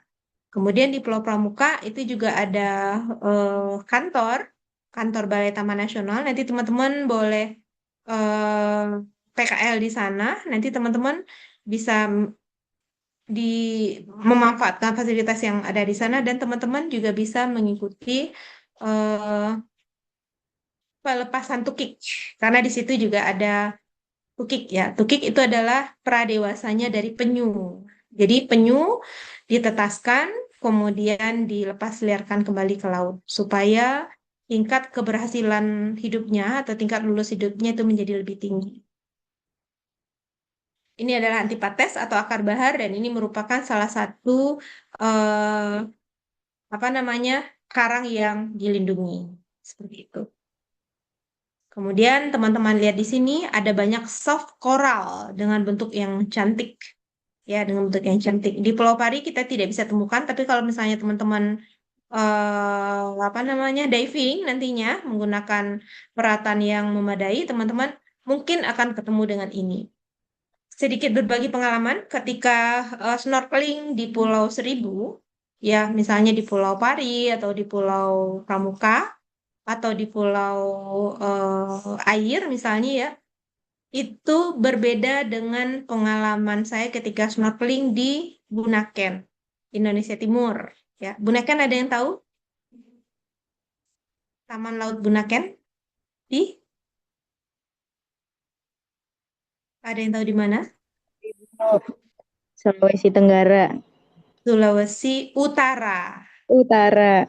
Iya, kalau Tenggara itu adalah Pulau Selayar yang masuk ke dalam Provinsi Sulawesi Selatan, ibu kotanya adalah Makassar. Jadi di utara.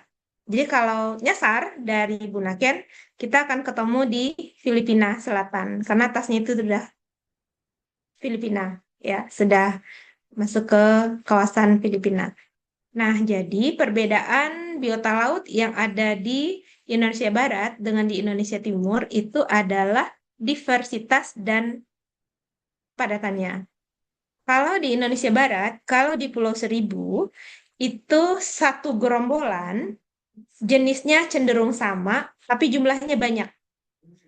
Kalau di Bunaken, ya yang pernah saya amati langsung, Alhamdulillah pernah ya menikmati Bunaken, indahnya Bunaken. Yang belum itu adalah Raja Ampat dan Manggarai. Manggarai itu ada di eh, Taman Nasional Komodo, itu saya belum pernah. Kalau di Taman Laut Bunaken, itu satu kelompok itu jenisnya bervariasi, ada banyak spesies, tapi jumlahnya tidak banyak.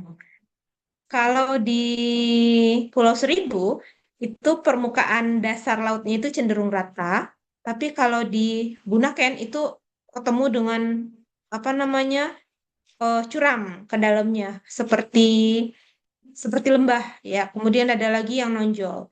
Artinya kalau snorkeling bagi saya ya, kalau snorkeling di eh, Bunaken itu lebih menantang. Kenapa? Karena kadang-kadang saya merasa ditarik itu ke dalam lautan karena adanya palung laut yang dalam-dalam seperti itu.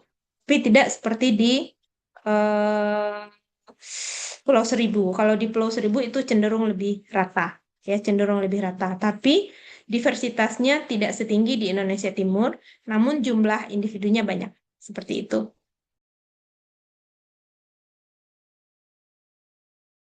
Sini. Kasih ya. Jadi seperti itu. Ini semuanya adalah soft coral, anemon ya. Dia cantik, ada yang bisa ditarik ulurkan. Seperti itu. Tarik keluar, kemudian ditarik masuk, kemudian dijulurkan keluar kembali. Kemudian dijulurkan kembali seperti itu. Nah, ini yang dimakan oleh acanthaster atau dimakan oleh hewan-hewan lain. Ikan juga makan. Seperti itu. Nah, ini adalah karang-karang yang sudah berhasil ditransplantasikan, dibudidayakan. Karena itu, untuk menjaga kemaslahatan bumi, kita penting menjaga ekosistem terumbu karang. Karena di sini banyak aktivitas makhluk hidup yang tergantung dengan ekosistem terumbu karang. Banyak fitoplankton yang bisa, ini harus ditembus oleh air. Jadi kalau misalnya di atasnya banyak sampah, tidak ada penetrasi cahaya matahari, tidak terjadi fotosintesis, tidak ada oksigen di sini, maka makhluk hidup yang ada di sini akan mati. Artinya, menjaga ekosistem terumbu karang itu sama pentingnya dengan menjaga ekosistem hutan hujan tropis karena mereka merupakan stok karbon di bumi. Stok karbon yang bisa mereduksi karbon dan menghasilkan oksigen. Setiap makhluk hidup di bumi dia pasti akan butuh oksigen. Hati-hati dengan sampah, ya, dengan sampah. Jangan sampai sampah yang kita buang itu bisa mengotori lingkungan, bisa membunuh hewan lain. Kita akan, kalau sudah membunuh itu artinya kita menanggung dosa. Termasuk dengan yang sekali pakai, misalnya adalah sedotan. Kalau kita menjaga lingkungan tetap bersih, maka laut akan bersih. Kalau kita tidak menjaga lingkungan, maka laut akan penuh dengan sampah. Kita ke laut bertemu dengan botol kemasan minuman, ketemu dengan sedotan, ketemu dengan lain-lain. Materi ini sebagian saya ambil dari seminar nasional, kemudian sebagian saya ambil dari, kalau seperti ini saya ambil dari apa namanya? Jadi pada tahun 2019 sebelum pandemi, sebelum Indonesia dan negara lainnya lockdown, saya sempat diundang ke NUS, National University of Singapore. Itu semuanya dikasih tiket pesawat dengan Singapore Airlines, itu penerbangan yang premium. Dikasih makan juga di pesawatnya, kemudian di sana dikasih penginapan di resort, kemudian mengakses beberapa areal yang terbatas, beberapa taman nasional mereka, beberapa kawasan konservasi mereka, kemudian pulang-pulang juga dikasih duit. Enak. Ya, Temasek Foundation sponsornya. Apa yang saya dapatkan di sana membuka mata saya bahwa kita harus bijak di dalam mengelola sampah. Tidak sampah plastik saja, tapi semua sampah. Sampah organik dan sampah anorganik. Nah, dalam hal ini kita bicara sampah organik dulu. Ketika kita membuang sampah dengan cara sembarangan, maka sampah-sampah ini, misalnya botol plastiknya ada di sini, dia akan terurai menjadi bagian yang kecil dalam waktu yang lama. Ya, dalam waktu yang lama. Dia akan terurai makro sampah-sampah makro ini menjadi sampah-sampah meso, kemudian dari sampah-sampah meso akan menjadi yang lebih kecil sehingga nanti akan menjadi ukuran partikel nanopartikel. Ukurannya itu 0 sampai 1000 mikron. Nah, ketika dia sudah mencapai ukuran yang nanopartikel, dia akan bergerak menuju tempat-tempat tertentu. Bukan mustahil nantinya ketika kita membuka keran air di rumah, ya, itu akan tercampur dengan mikroplastik. Hasil penelitian terbaru menunjukkan bahwa mikroplastik sudah ditemukan di janin, mikroplastik sudah ditemukan di tubuh manusia, dan efek jangka panjangnya sedang dipelajari. Ceritanya, mikroplastik yang menumpuk banyak itu bisa menyebabkan kematian karena dia bisa menyebabkan terjadinya mutasi gen. Salah satu mutasi gen itu adalah cancer. Jadi kalau teman-teman sudah menjaga alam, maka alam akan memberikan servisnya kepada kita. Sebelum adanya water station seperti sekarang, itu saya sering sampaikan kepada pimpinan di FST, termasuk ketika saya mengelola prodi bersama dengan Ibu Pri, supaya mahasiswa tidak, supaya bukan mahasiswa ya, supaya kita tidak lagi tergantung dengan plastik. Kadarulahnya sekarang lagi perang, harga plastik lagi mahal, karena itu kita juga secara mau tidak mau, terpaksa atau tidak, juga mengurangi ketergantungan dengan plastik. Artinya, teman-teman manfaatkanlah itu water station yang ada. Water station itu terus mengalami perbaikan ya, terus mengalami perbaikan. Dulu airnya agak bau, kalau sekarang sudah semakin baik ya. Nah, kalau di IPB, karena saya sedang sekolah di IPB dan saya lihat di UI juga, di UGM juga ada, di satu lagi di Telkom University juga ada. Water station itu sudah dimanfaatkan oleh mahasiswa dengan baik. Jadi, mahasiswa mengurangi, bukan mahasiswa ya, Civitas Akademika mengurangi penggunaan botol minuman sekali pakai. Mereka bawa tumbler dari rumah, kemudian ketika air yang mereka bawa dari rumah sudah habis, mereka bisa isi ulang di water station yang sudah disediakan. Nah, itu gunanya supaya untuk mengurangi limbah anorganik. Mudah-mudahan teman-teman juga bisa merasakan manfaat itu dan lebih ramah kepada bumi, karena kalau kita menjaga bumi, maka bumi akan memberikan servisnya kepada kita. Dan itu tidak bisa diuangkan, ya, dan itu tidak bisa diuangkan. Oke, barangkali itu dari saya. Teman-teman harusnya sih ada lagi ya, harusnya ada lagi kegiatan camp itu. Jadi pesertanya itu adalah dari Asia Pasifik, terutama dari negara-negara ASEAN, dan itu diundang.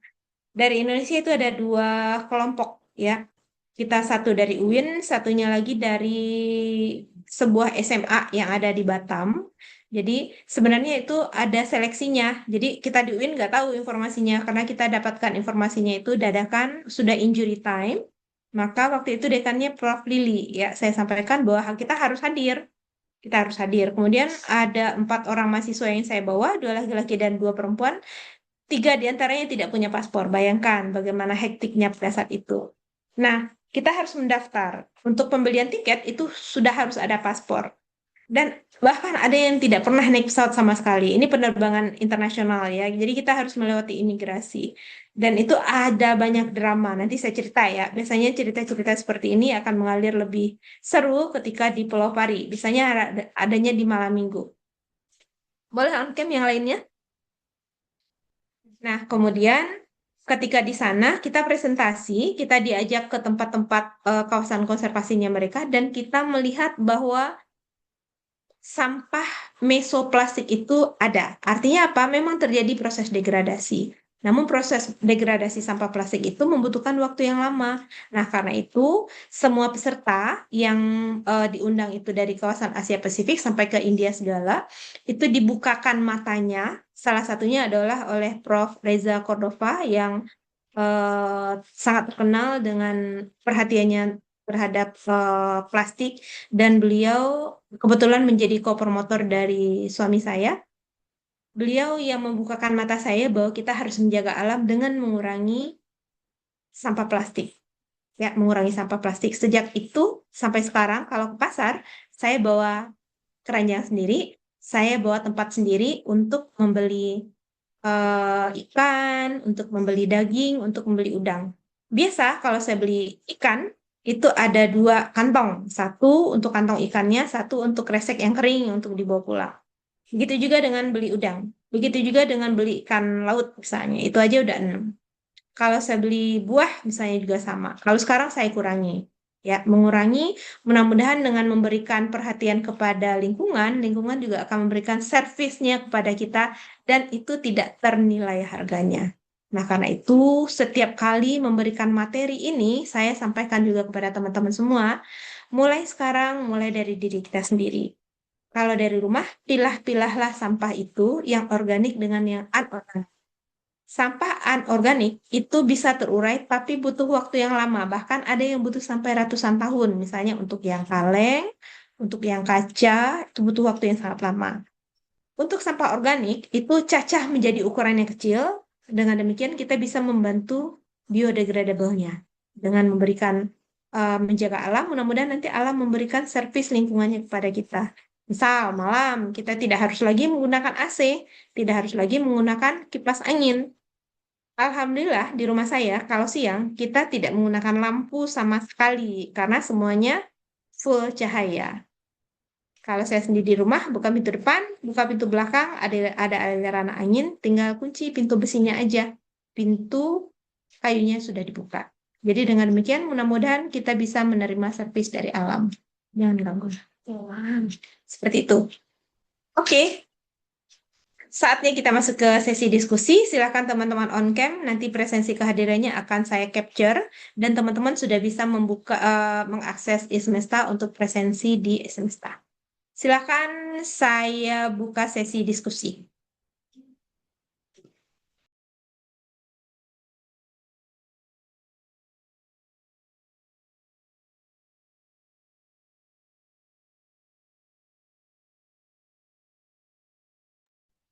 Silakan.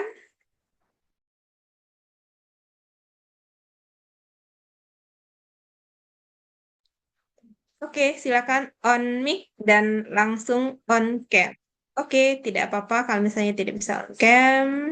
Oh, ada yang masih dalam perjalanan. Fi aman menilah, mudah-mudahan selamat sampai di tujuan. Berikutnya silakan. Kita lanjut dengan sesi diskusi dan tanya jawab.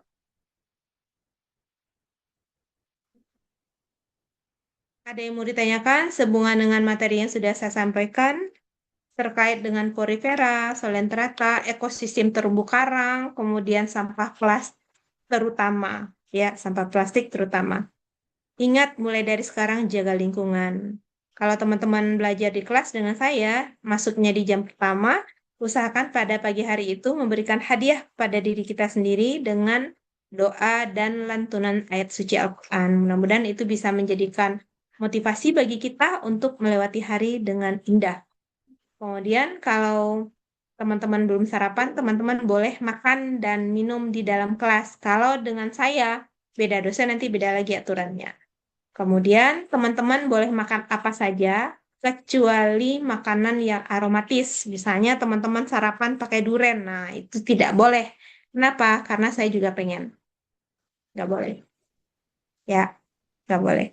Kalau makannya yang biasa-biasa aja, roti misalnya nggak apa-apa. Asalkan tidak meninggalkan sampah dalam bentuk apapun, baik serpihannya, sampahnya, dan lain-lain.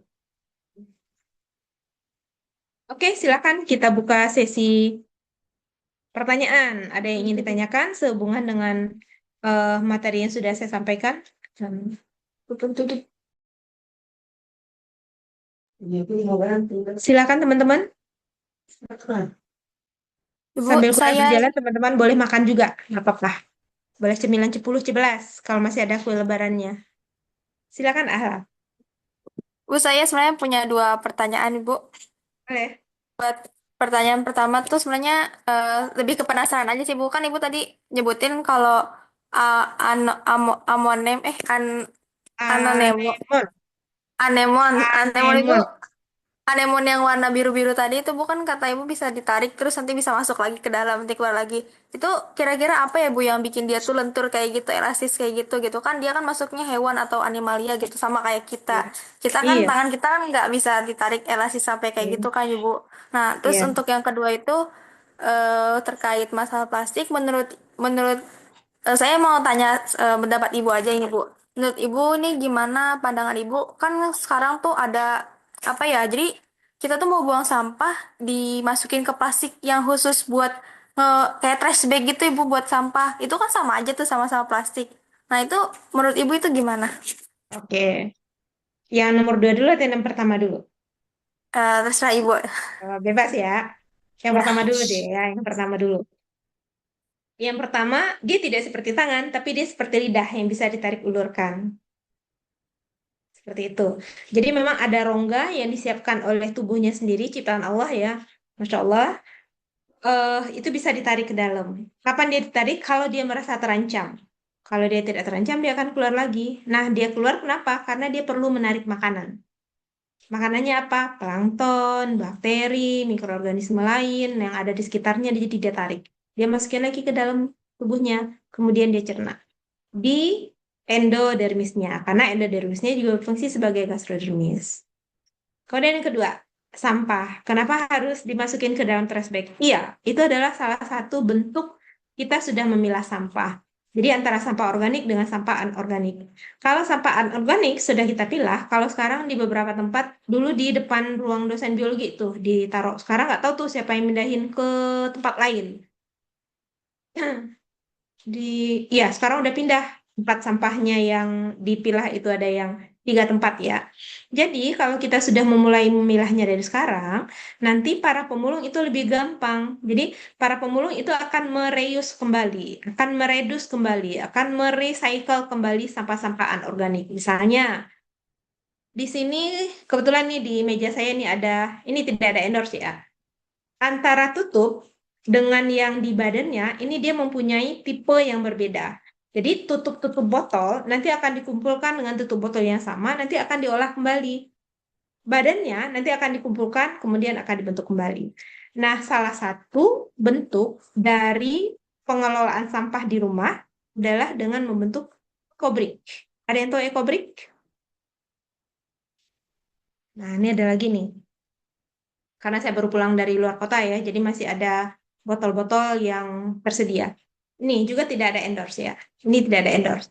Nah, ini adalah botol yang bisa dimanfaatkan untuk membentuk ekobrik. Jadi, setelah kita konsumsi airnya, ke dalamnya kita masukin plastik-plastik, misalnya bungkus permen, bungkus-bungkus deterjen, misalnya deterjen yang saset-sasetan, kopi misalnya, kita gunting kemudian masukin ke dalamnya. Lama-lama dia akan jadi padat.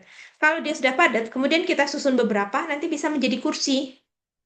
Kursi ini bisa kita taruh di taman karena bahannya plastik, maka dia aman untuk kita simpan di outdoor, apalagi di indoor. Nah, kalau di indoor ingin dipercantik, tinggal ditambahin kain sedemikian rupa dibentuk, maka nanti akan menjadi sebuah aksesoris.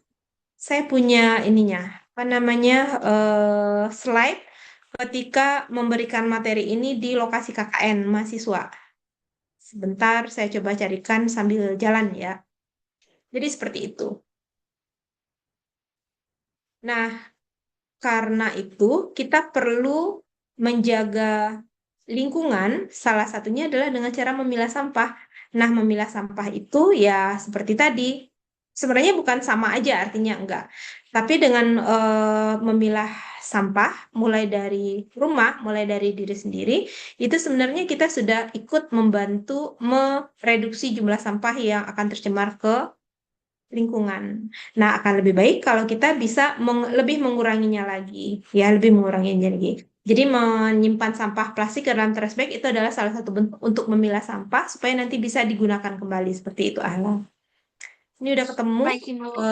Oke. Terima kasih, Ibu. Oke. Ini adalah salah satu bentuk ekobrik. Kita bisa bentuk taman seperti ini.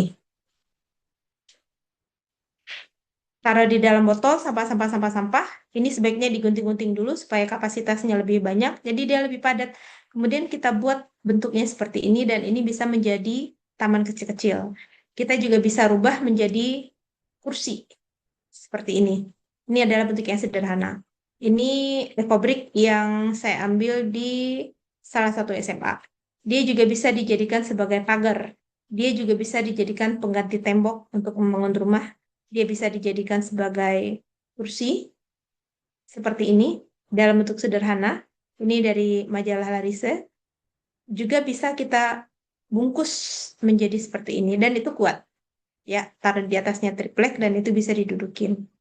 Kayak gitu.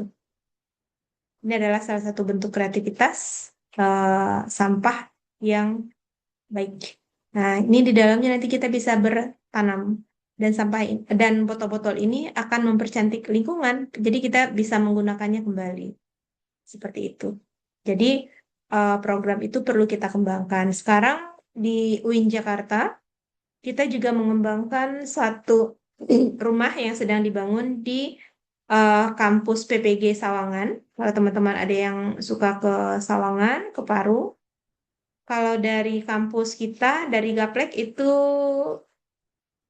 mall dulu, Zepat Sawangan dulu, kemudian baru kita ketemu dengan PPG Sawangan. Nah, di belakang itu kita sedang membangun sebuah sentra untuk mengelola sampah. Seperti itu. Nah, sampah-sampah organik itu bisa dengan magot. Ya, magot. Nanti magotnya kita bisa buat menjadi formulasi pakan hewan ternak. Misalnya menjadi pakan ikan dan seterusnya. Itu juga sudah dikembangkan. Seperti itu. Seperti itu, Ahla. Ya, Ibu. Baik, Ibu. Terima kasih banyak, Ibu. Oke, dengan senang hati. Berikutnya silakan. Yang belum on cam, silakan bersiap untuk on cam. Ecobrik dipakai dalam jumlah besar, kira-kira ada dampak ke lingkungan. Ecobrik sebenarnya juga menimbulkan dampak ya, karena dia adalah plastik. Namun dengan merubah bentuknya, dia tidak serta-merta langsung menjadi sampah. Jadi kita bisa mereusnya kembali, bisa menggunakannya kembali.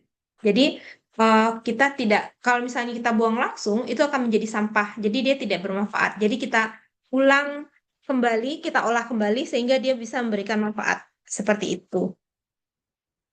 Ya, dia tetap aja akan menjadi sampah, tapi minimal kita sudah mengurangi sampah itu dengan memanfaatkannya menjadi bentuk lain. Seperti itu, Renata. Silakan berikutnya. Ini di slide 2 banyak yang belum on cam nih. Andi Nur, Catherine Elizabeth. Silakan untuk on cam. Rara, Al Jazeera, Rahma, Surya, Herlambang, Sanaya, dan seterusnya. Oke, silakan. Tanya Ibu. Oke, boleh. Selain faktor lingkungan, apa lagi sih yang dapat mempengaruhi kematian apa namanya animal di laut, terutama terumbu karang, atau bisa dari makanan yang katanya itu memakan bakteri atau plankton gitu, Bu. Terima kasih, Bu. Oke. Oke. Apa yang menyebabkan kematian biota laut? Salah satunya itu adalah global warming, perubahan suhu bumi. Nah, ini yang secara general dulu. Kenapa bisa terjadi? Sampah itu bisa menyebabkan sampah baik organik maupun anorganik ya. Sampah di daratan maupun sampah di udara. Sampah itu bisa menyebabkan penipisan lapisan ozon sehingga penetrasi cahaya matahari yang masuk ke dalam bumi tidak bisa lagi dipantulkan keluar karena kalau dipantulkan dia akan mantul lagi ke lapisan berikutnya kemudian mantul lagi ke bumi dan ini lama-lama akan menyebabkan naiknya suhu bumi. Kalau suhu bumi sudah naik, maka biota laut yang biasanya adem di dalam air itu akan gerah walaupun dia di dalam air. Jadi kalau teman-teman merasakan nanti, kan ada pepatah yang menyatakan kalau sudah masuk air itu biasanya suka lupa daratan karena berenang itu bikin adem, airnya tenang, sejuk, kemudian menyenangkan dan seterusnya. Nah, kalau suhu air laut sudah naik, maka beberapa biota yang belum adaptif dia akan mati. Nah, kemudian tumpahan minyak juga bisa menyebabkan penetrasi cahaya menjadi terhalang, tidak ada fotosintesis, maka akan apa namanya berkompetisi untuk mendapatkan oksigen. Kemudian tipu-tipu makanan seperti yang barusan lewat. Ada tutup botol, ada baju, ya baju. Nah, baju seperti bahan-bahan jersey itu juga mengandung mikroplastik. Jadi kalau misalnya kita cuci menggunakan mesin cuci, itu air yang keluar dari mesin cuci, air pembuangan yang keluar dari mesin cuci itu banyak mikroplastiknya. Karena baju dry fit misalnya itu juga mengandung mikroplastik. Nah, kemudian apa lagi? eh Kematian hewan juga bisa disebabkan oleh miskomunikasi. Misalnya pada hewan-hewan besar, pada mamalia besar. Katakanlah misalnya paus. Paus ketika dia bermigrasi dari tempat yang dingin ke tempat yang hangat pada musim-musim tertentu, dia akan berkomunikasi dengan sesamanya. Nah, ketika dia berkomunikasi tidak ada sampah, maka komunikasinya itu, sinyal resonansinya itu akan langsung diterima oleh kawanannya. Tapi begitu ada gumpalan-gumpalan sampah yang besar yang terkumpul dari seluruh bumi, itu akan menyebabkan dia gagal berkomunikasi karena harusnya resonansi suaranya diterima oleh kawanannya, ini dipantulkan oleh sampah plastik. Akhirnya dia kesasar. Nah, hewan-hewan yang nyasar seperti penyu juga dan lain-lainnya itu akan menyebabkan dia mati karena dia tidak bertemu dengan tempat yang dia tuju bersama dengan kelompoknya, dia bisa stres dan seterusnya. Dan itu sudah terjadi. Seperti yang terakhir itu saya sangat miris ya, ditemukan adanya penyu belimbing di Sumatera Barat di Kepulauan Mentawai. Satu sisi ada yang mengembalikannya ke laut, satu sisi ada yang menangkapnya kembali dan akhirnya dia mati. Padahal penyu belimbing itu adalah penjelajah samudra. Umurnya bisa mencapai 150 tahun, lebih banyak dibandingkan kita. Dengan umur yang panjang, sudah berapa ribu individu yang dihasilkan, walaupun tingkat lulus hidup dari penyu itu kompetitif ya, tapi minimal dia sudah seperti itu. Jadi ada banyak faktor yang menyebabkan kematian biota di laut. Nah, kita mulai cicil-cicil menguranginya. Nah, sekarang salah satu yang bisa kita lakukan itu adalah dengan menjaga alam ramah dengan sampah yang kita hasilkan. Mulai dari rumah, mulai dari diri kita sendiri, mulai dari sekarang. Alhamdulillah. Jadi seperti itu, Alia. Mulai dari diri kita sendiri. Kemana-mana cobalah bawa tumbler. Kalau ke pasar, bawa ini sendiri, bawa tas sendiri. Kalau saya di dalam tas saya, kadang-kadang saya membawa tas plastik sendiri, tapi itu sudah saya pakai beberapa kali. Kalau misalnya sudah rapuh, tidak bisa digunakan kembali, baru saya tinggalkan. Dan juga kadang-kadang saya juga membawa tas sendiri, ya, seperti ini. Nih, saya suka bawa. Kalau misalnya saya ke toko, misalnya beli yang kering-kering, ini saya bawa. Ini bisa dikeluarkan, kemudian bisa digedein. Ya, nih. Seperti itu. Ini memang spesial, karena ini adalah dari Bu Mega. Waktu Bu Mega ke Jepang, eh, dibawakan oleh-oleh, dan ini masih saya pakai sampai sekarang. Mungkin Bu Mega udah lupa, tapi bagi saya enggak. Karena ini sangat bermanfaat untuk untuk aktivitas saya. Mudah-mudahan pahalanya mengalir untuk beliau dan untuk saya juga. Barangkali Bu Mega udah lupa ya, tapi saya selalu pakai ini. Udah lama banget, udah berapa tahun. Gitu. Usahakan seperti itu. Kurang-kurangilah untuk menggunakan sampah plastik. Nah, di FST sendiri, ketika Bu Nani menjadi Wadik 2, itu dosen-dosen sudah dibagi tumbler. Nah, ada yang masih pakai, ada yang menggunakan tumbler sendiri. Itu sudah dikasih nama semuanya. Fakultas Sains dan Teknologi, UIN Syarif Hidayatullah Jakarta. Itu ada nama kita masing-masingnya. Sedemikiannya, pemimpin kita sudah mengajak Civitas Akademika untuk mengurangi sampah plastik. Awalnya itu baru buat kalangan dosen-dosen dulu, ya dosen dan karyawan. Jadi di setiap ruangan disediakan dispenser. Kalau dulu ketika baru-baru itu di TU disediakan ini tidak endorse ya. Aqua yang sedang yang 300 mili disediakan. Boleh ambil sesuai kebutuhan. Tapi kemudian sampah dan seterusnya akhirnya beli dispenser, kemudian ada galon. Nah, sampai sekarang galon masih dipertahankan. Nah, kemudian itu baru menyentuh ke sebagian kecil Civitas Akademika. Nah, sekarang sudah semakin diluaskan dengan menempatkan water station, dan water station itu adalah untuk air minum. Jadi jangan cuci tangan di water station. Jangan iseng cuci tangan di water station. Karena water station itu digunakan untuk minum, bukan untuk cuci tangan. Jadi seperti itu. Boleh teman-teman manfaatkan. Jadi kurang-kurangilah yang seperti ini misalnya ya. Kurang-kurangin pakai yang bisa diisi ulang. Seperti itu, Ayla. Bagus sekali pertanyaannya, juga bisa membuka wawasan kita ya. Selalu saya ceritakan pengalaman saya di NUS. bukan untuk bangga-bangga. Saya pernah diundang gratis ya, perjalanan gratis, jalan-jalan dan segala macamnya, nginep di resort dan segala macamnya. Bukan seperti itu, tapi point of view-nya itu adalah bahwa mata saya dibukakan, kita perlu menjaga alam karena ini relate dengan materi perkuliahan saya, maka di awal-awal saya sampaikan bahwa kita harus menjaga laut kita. Seperti itu, gitu. Nanti kalau misalnya ada lagi, insya Allah kita akan barangkali tidak di Singapura saja, barangkali di negara-negara yang lain. Dan orang-orang Singapura itu sangat aware dengan kesehatan lingkungannya.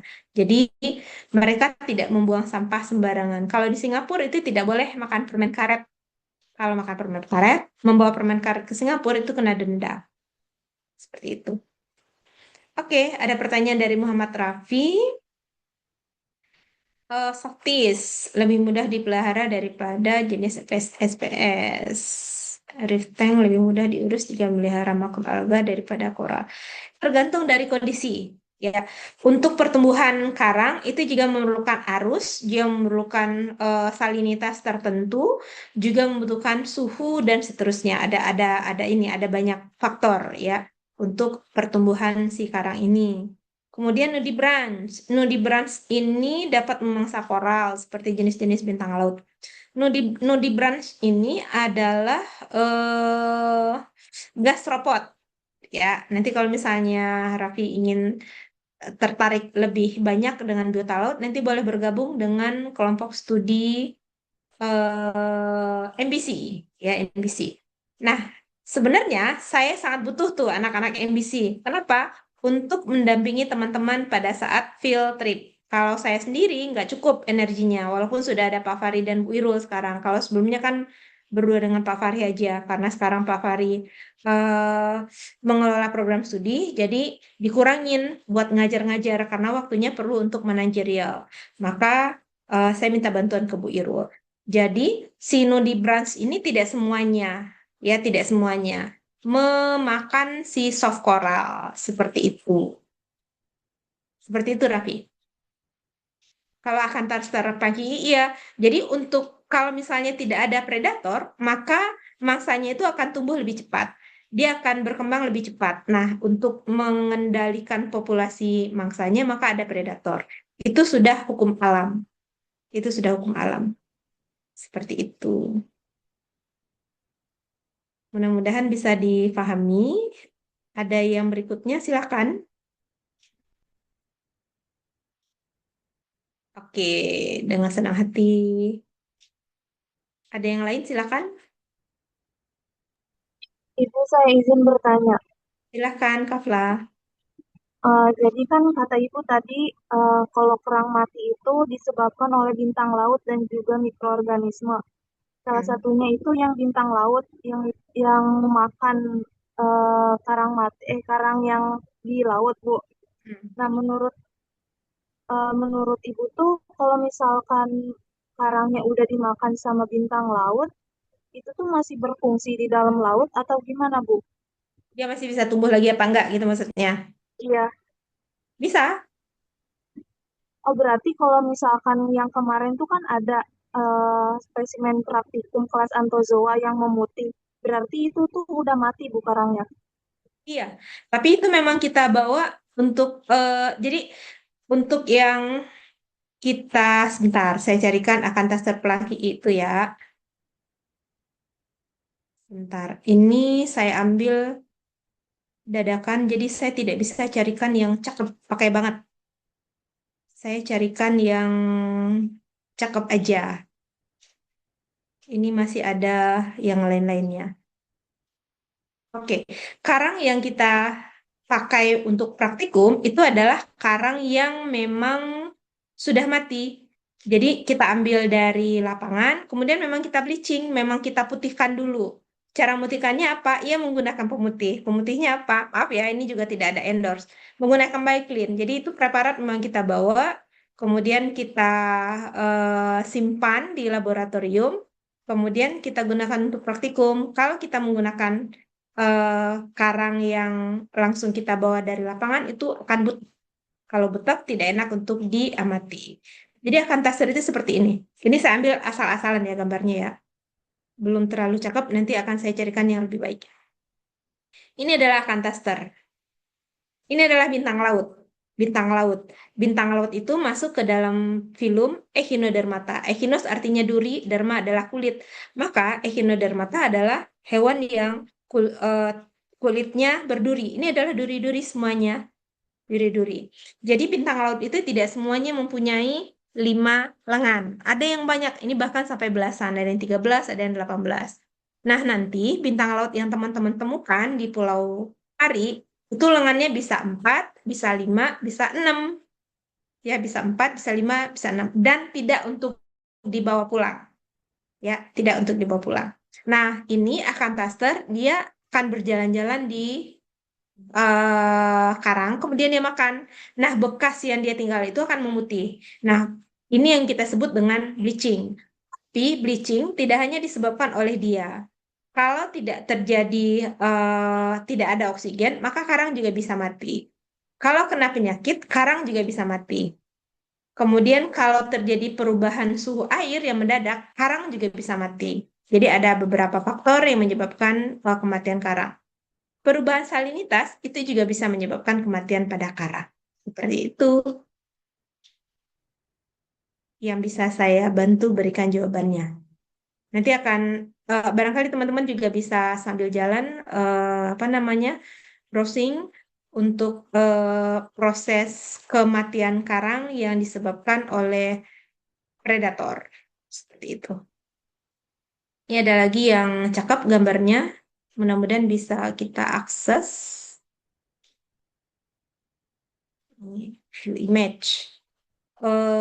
Kematian karang yang disebabkan oleh predator. Kebetulan ini predatornya adalah bintang laut. Sebentar, saya pindahkan dulu ke PPT-nya. Yang sudah kelihatan bleachingnya. Ini belum saya cantumkan sumbernya juga, karena nanti teman-teman bisa lihat sendiri ya di internet. Nah, jadi seperti ini. Akibat dari proses makan-memakan secara alami. Ini adalah Acanthaster, dia makan, ini semua harusnya seperti ini, dia makan, nah bekas-bekasnya seperti ini, putih. Ini adalah karang otak yang tadi, karang yang masif. Jadi dia akan putih seperti ini. Apakah dia bisa tumbuh kembali? Bisa. Kalau kondisi lingkungannya mendukung, maka dia akan tumbuh kembali. Akan ada lagi spora seperti ini. Kayak gitu. Bisa dicari gambar yang lebih cakep, yang lebih jelas. Tapi kalau menurut saya ini cukup representatif untuk menyatakan bahwa terjadi bleaching akibat dari proses makan-memakan. Bisa juga bleaching akibat dari penyakit. Bisa juga bleaching akibat dari perubahan kualitas air di lautan. Jadi seperti itu. Dan karang yang kita praktikumkan di lab itu adalah, jadi karang, nanti teman-teman akan lihat tuh, ada yang satu namanya Bukit Matahari. Jadi Bukit Matahari itu semuanya adalah dari batu, batu karang, rangkanya itu. Rangka dari karang itu adalah batunya itu, ramponnya ya. Dan itu ada yang sudah putih, ada yang masih kecoklatan. Tergantung dari cahaya matahari yang dia terima. Nah, yang kita bawa itu semuanya memang putih karena sudah kita rendam dengan pemutih, kemudian kita bersihkan dengan sikat, kemudian kita jemur. Jadi dia menjadi bersih. Nah, itu adalah salah satu teknik di dalam teknik preservasi kering untuk mengawetkan hewan. Seperti itu. Mudah-mudahan bisa membantu jawaban yang sudah saya berikan. Ada pertanyaan lain, silakan. Apakah sudah cukup? Terima kasih, Bu. Oke, sama-sama. Boleh teman-teman posisikan kameranya sedemikian rupa sehingga wajahnya tercapture dengan baik. Saya akan capture, kemudian nanti saya share di grup untuk mengecek kehadiran teman-teman pada malam hari ini. Silakan diposisikan kameranya sedemikian rupa sehingga jangan hanya jidatnya doang yang ada di lensa kameranya. Yang tidak bisa untuk on cam barangkali karena masih di jalan karena atau terkendala dengan device-nya tidak apa-apa. Mohon untuk tidak tidur, karena besok pagi kita akan ketemu lagi untuk materi helmintologi. Jadi minggu depan kita sudah masuk ke moluska. Di kelas insya Allah, kalau hari Jumat masih online, maka kita akan ketemu lagi secara virtual. Ini di belakang yang mudah-mudahan masih ada di sini semuanya ya, walaupun off cam. Kadang-kadang saya suka iseng tuh. Setelah selesai, saya tidak tutup Zoom meetingnya. Saya tunggu tuh. Setengah jam, 15 menit, 5 menit. Siapa yang belum keluar-keluar, berarti dia tidak mengikuti perkuliahan dengan baik. Oke, saya akan mulai dari slide yang pertama. Silakan bersiap. Ini adalah mata kuliah sistematika hewan. Oke. Oke. Di slide pertama semuanya sudah on cam. Mohon posisikan kameranya sedemikian rupa sehingga wajahnya full tercapture di lensa gadget yang masing-masing. Oke, saya mulai dengan slide yang pertama. Silahkan berikan senyum terindahnya malam hari ini. Hadiahkan untuk diri kita sendiri, bukan untuk orang lain. Oke, saya akan pindah ke slide yang kedua. Sistematika hewan BC. Hari ini Jumat, tanggal 10 atau 11? Hari ini tanggal 10 atau 11? 10 Ibu. Oke, kita akan pindah ke slide yang kedua. Silakan teman-teman bersiap. 1, 2, 3. Oke, kita akan pindah ke slide yang ketiga. Silakan teman-teman bersiap. 1, 2, 3. Oke, terima kasih. Saya sudah capture kehadirannya dan sudah saya share di grup juga. Nanti teman-teman boleh mengisi presentasi kehadiran di Semesta. Sudah saya bukakan dari tadi siang sebelum saya berangkat ke IPB. Ini sampai di rumah tadi maghrib, kemudian saya ketiduran, kemudian bangun 7.15, kemudian saya siap-siap lagi untuk tampil di hadapan teman-teman semua. Jadi masih capek banget. Tapi ya itulah kehidupan kita. Ketika kita berusaha dengan baik, nanti kita berhak mendapatkan reward. Jadi kita harus memberikan reward kepada diri kita sendiri begitu kita selesai dengan pekerjaan-pekerjaan kita. Nah, itulah hidup. Nanti teman-teman akan rasakan. Oke, ada pertanyaan berikutnya silahkan.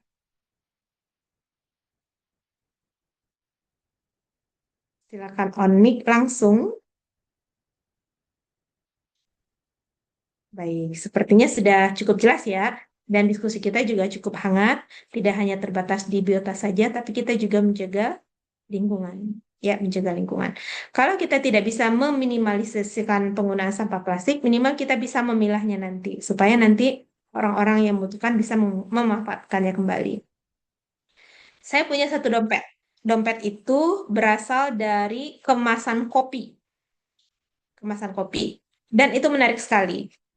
Dulu ketika masih ada tukang yang bekerja di sini, itu saya kumpulkan sampai 1 kardus. Kemudian saya antarkan ke Ciputat. Pada saat itu mereka masih aktif melakukan kegiatan untuk membuat untuk mengolah sampah plastik menjadi sesuatu yang berharga. Ada yang dibuat menjadi tas, menjadi pouch, dan lain-lain. Dan itu dijual kembali. Maka saya sumbangkan ke sana. Nah, kemudian sekarang sudah tidak ada tukang lagi, jadi saya tidak ke sana lagi. Nah, sampah yang ada saya kelola dengan baik. Kebetulan di bawah itu ada pemulung. Jadi botol-botol yang masih bisa diolah itu saya hibahkan kepada beliau untuk dijual kembali oleh beliau. Beliau mendapatkan manfaat berupa uang, alam mendapatkan manfaat dengan tidak adanya tumpukan sampah, dan mudah-mudahan semuanya mendapatkan manfaat juga. Ada pahala yang sudah kita tabung secara tidak sengaja. Nah, ini saya harapkan juga teman-teman tiru yang baik-baiknya, yang tidak baiknya kita rubah menjadi sesuatu yang baik. Jadi dari sampah kita berikan kepada alam yang terbaik, mudah-mudahan alam juga memberikan servisnya yang terbaik. Seperti itu. Nanti kalau misalnya teman-teman punya rezeki yang lebih, teman-teman bisa membangun hunian yang lebih ramah lingkungan dari yang ada sekarang. Jadi kalau siang kita tidak lagi menyalakan lampu, hemat energi, kita menyayangi bumi kita, mudah-mudahan bumi kita juga memberikan servis yang tidak bisa kita bayar. Semuanya free. Jadi kita tidak bayar karena kita memang tidak perlu membayarnya. Tapi ya seperti itu, ada hubungan resiprokal sebab akibat antara kita dengan alam. Mudah-mudahan nanti ada lagi informasi yang bisa mengundang kita untuk satu kegiatan, ya. Saya lupa. Nanti kita cari tahu lagi kalau misalnya ada informasi yang bisa kita ikuti, nanti kita akan ikuti. Insya Allah nanti saya akan dampingi teman-teman kalau memang butuh pendampingan. Seperti yang kemarin waktu kita ke Singapura. Itu kalau misalnya telat kembali ke Indonesia, kita akan lockdown di Singapura. Karena di bulan Desember itu sudah mulai rame kasus COVID-19. Alhamdulillah kita sampai di Indonesia, kemudian baru lockdown. Kebayang kalau misalnya lockdown di negara orang, itu biaya hidup seberapa di Singapura. Satu minuman segini aja, dulu itu harganya adalah 15.000 rupiah kalau di sana. Sekali makan minimal itu 50.000. Kalau di sini kita masih bisa mendapatkan makanan dengan harga 10.000. Bulan kapan ya? Itu ada dosen dari program studi tetangga yang ke Singapura. Terus dia cerita, nggak beli apa-apa di Singapura karena mahal. Nah, saya sampaikan, kalau kita keluar negeri, jangan dikurskan ke rupiah, rugi. Nikmatin aja, mahal nggak apa-apa, anggap kita sebagai orang kaya. Kehidupan di Kuala Lumpur itu mirip seperti di Indonesia. Tapi kehidupan di Singapura lebih tinggi daripada di Indonesia. Kalau kita hemat-hemat di Singapura, kita nggak makan. Kalau kita nggak makan, kita bisa sakit. Kalau kita sakit, kita tetap akan keluar uang. Lebih baik kita keluar uang untuk kesehatan diri kita daripada kita keluar uang untuk rumah sakit. Gitu. Jadi kalau nanti teman-teman keluar negeri pakai biaya sendiri ya. Kalau saya kan dibiayai yang waktu itu. Kalau biaya sendiri ya tetap aja saya makan. Tapi kalau di Singapura biasanya saya nggak makan nasi. Pertama kali ke Singapura itu dulu tahun berapa ya? Itu 7 hari apa 10 hari di Singapura. Saya makan nasi ketika di bandara dan sehari sebelum pulang. Saya bisa mengganti karbo dengan yang lain. Untung suami saya nggak ikut. Kalau suami saya ikut, aduh, repot itu. Nyari makanan Padang di Singapura itu hanya ada satu lokasi dan semuanya dekat dengan istana dan Masjid Sultan. Itu ada kampung Arab dan di situ kita bisa ketemu dengan makanan halal. Kalau nggak agak susah ketemunya. Di mall itu non halal. Cuma mereka jujur kalau ngelihat kita pakai kerudung masuk ke warungnya, dia dia dia tolak. Dia tidak mau ngasih makanan karena itu adalah makanan yang tidak halal. Begitu jujurnya mereka menghargai Muslim. Seperti itu. Oh, oke. Tidak apa-apa, Herlambang. Mudah-mudahan ada solusi dan tidak ada korban jiwa. Oke, dari saya sudah cukup. Sampai bertemu kembali besok. Silahkan beristirahat. Mudah-mudahan besok teman-teman bisa kembali fresh. Saya juga akan makan, sholat, ganti baju, kemudian bersih-bersih. Karena sebelum naik ke kasur, sebaiknya kita bersih. Karena kalau kita sudah bersih, nanti badan kita menjadi ringan dan mudah-mudahan tidur kita dilindungi oleh para malaikat. Terima kasih semuanya. Silakan mengisi presensi kehadiran di Semesta. Sampai bertemu kembali besok pagi, insya Allah pukul 8 di room Zoom yang sama. Terima kasih untuk semuanya dan terima kasih juga sudah mengizinkan saya tadi ke Bogor. Sudah melaksanakan kewajiban saya sebagai mahasiswa dan malam ini saya bayarkan kewajiban saya untuk menepati hak teman-teman sebagai dosen. Pembelajaran ini untuk mendekatkan diri kita kepada Allah Subhanahu wa taala, mudah-mudahan mendapatkan ridhonya. Wabillahi taufik wa hidayah. Assalamualaikum warahmatullahi wabarakatuh. Selamat malam, selamat beristirahat semuanya. Waalaikumsalam warahmatullahi Waalaikumsalam, Ibu. wabarakatuh. Terima kasih banyak Terima Ibu. kasih banyak, Ibu. Terima kasih banyak, Ibu. Ibu. Terima kasih Banyak juga Ibu. semuanya. Terima kasih Terima kasih banyak semuanya. Ibu. Ya, sama-sama.